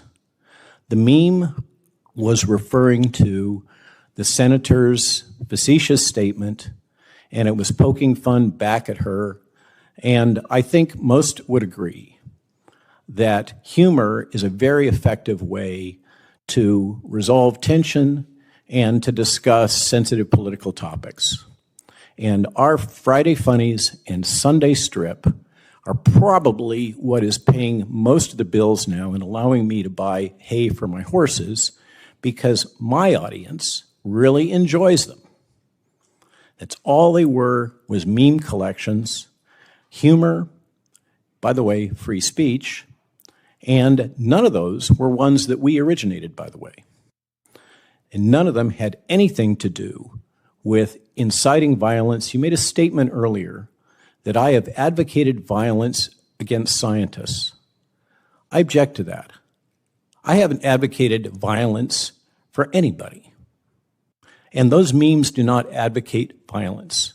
The first one refers to basically a quirk in statistics, and the second one refers to a political statement from Senator Elizabeth Warren, which was intended on her part to be humorous, and the responses were also intended as humor. Thank you for allowing me to comment on your, let's say, and by the way, I think you also said on MSNBC that I was unqualified to serve on the ACIP. When I heard that, it was brought to my attention moments after you said it, I called up your office and I said, you know, the senator probably has never read my CV. Can I come in and talk to one of your staff at your office and go over this, thinking that there must be a misunderstanding? And I was given the number, the contact information, email, to set up a meeting with one of your staffers. And I would have been glad to drive up here from my farm in Central Virginia and meet with one of your staffers, go over my CV, and discuss your concerns. Unfortunately, they never got back to me. So for me, by the way, Senator Blumenthal, I used to be a registered Democrat. I grew up in the Central Coast of California. What I've observed during the Biden administration completely turned me around, like many people, like Sasha Stone, like many people in this audience. Regarding the statements that were made earlier by the young doctor, in which he cited a tweet that I put out. Actually, my wife reprimanded me. She thought that was a little too edgy, where I commented on Anthony Fauci seeking refuge in Siena, Italy. Now, how do I know about that? Because I go to Italy a lot, and I was approached by two whistleblowers, including one from the Policemen's Union, that has been tracking Anthony Fauci's movements within Italy, and told me about a number of things that he has been doing and asked me to get that information back to the government. So I was aware of his movements in Italy, hence the comment. And regarding my comment about Lena Wen and the former director of the CDC, the former director has repeatedly lied to the American public. And then after resignation, or whatever we want to call it, has gone completely silent. Not be heard of, no testimony, no request for forgiveness, no acknowledgement of those lies. And more about those lies, I suspect, may come out soon. I speculate, because I'm not able to speak about what we know at the ACIP. Regarding Lena Wen, she made a series of statements about what is essentially violence that she believed should be done to the unvaccinated during COVID. I'd like Lena Wen to apologize. I'd like to know where Lena Wen is. I'd like to know what she's doing right now. Not because I want to cause her any violence or harm, but I'd like her to be held accountable. I'd like both of them to be asked, why did you say these things during this crucial time? These things that caused so much pain, that caused so much harm, that was so divisive, that politicized public health during the COVID crisis unnecessarily. Why did you say those things? Do you regret them now? Do you have any sense of what you did? That's why I'd like to know where they are. I'd like to have them stand up and acknowledge to the American public that they did wrong. Thank you for the opportunity to speak and to address these comments, and I'm glad to respond to any question you happen to want to ask Senator Blumenthal, recognizing that I am under oath. Dr. Malone, Senator Blumenthal, have any questions? Just a couple of questions. I just want to make sure I have the facts right here. First of all, let me say I was unaware that you called my office. If you want to sit down, I'd be happy to do so. And I'm glad to do so anytime. Thank you. Second, you're a member of the Advisory Committee on Immunization Practices in the CDC, correct? Correct, sir. You were appointed by Secretary Kennedy after he fired all 17 of the previous members, correct? Which I had no role in doing. My view, tell me if I'm wrong, is the Advisory Committee on Immunization Practices, also known as ASAP, is a position of immense public trust. That's your opinion. Personally, I think the ASIP is a federal FACA committee which should be immune from intimidation and which has had mission creep. That's my opinion. I think that this committee and the sense of importance attributed to this committee is grossly overplayed. The committee's role is... The committee has responsibility for deciding... No, it doesn't. The committee has responsibilities for advising the director of the CDC only. Deciding, in its view, what vaccines should be recommended, and then providing that advice to the secretary or to the CDC, correct? That is one interpretation. I take a much narrower view of the charter of the ASIP, having had to study it. Let me just say, I view this committee as one of public trust. I view it as seriously responsible for providing advice to the secretary, and that's the reason why he wanted you there. And I have no quarrel with your expressing your views as a matter of First Amendment rights, whether they were intended for humor or some other reason. But in a position of public trust, you have a responsibility to consider the practical effect of your words beyond just your personal consideration. And you may have a First Amendment right to say what you wish, and you do. I would defend that right. But as a matter of a public official in a position of public trust, the posts that you did had consequences. In your mind. I'm sorry? In your mind. You made an interpretation about that. The bulk of you, Americans recognize humor. Your comment is that on the morning of August 8th, hours before a gunman fired 200 rounds at the CDC. All true.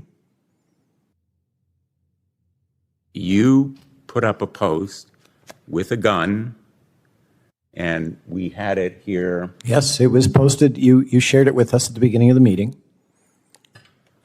And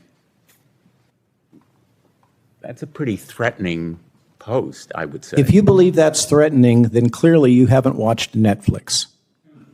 We are constantly bombarded by violent images. They are part of our culture. That is not a threatening post, in my opinion. And unfortunately, we are also all too commonly experiencing gun violence in this country, which and that's a fascinating point because of the linkage between gun violence and certain medications. Which does not condone any person in a position of public trust doing something that could in some way normalize it or make it okay. Let me just ask you. So you infer that normalizes gun violence, that post about random chance. So we're going to have. Let me just, we're going to have a Mr. vote. Chairman, I want Let's to wrap finish. this up. Because here, I'll end it with this question. Wrap it up.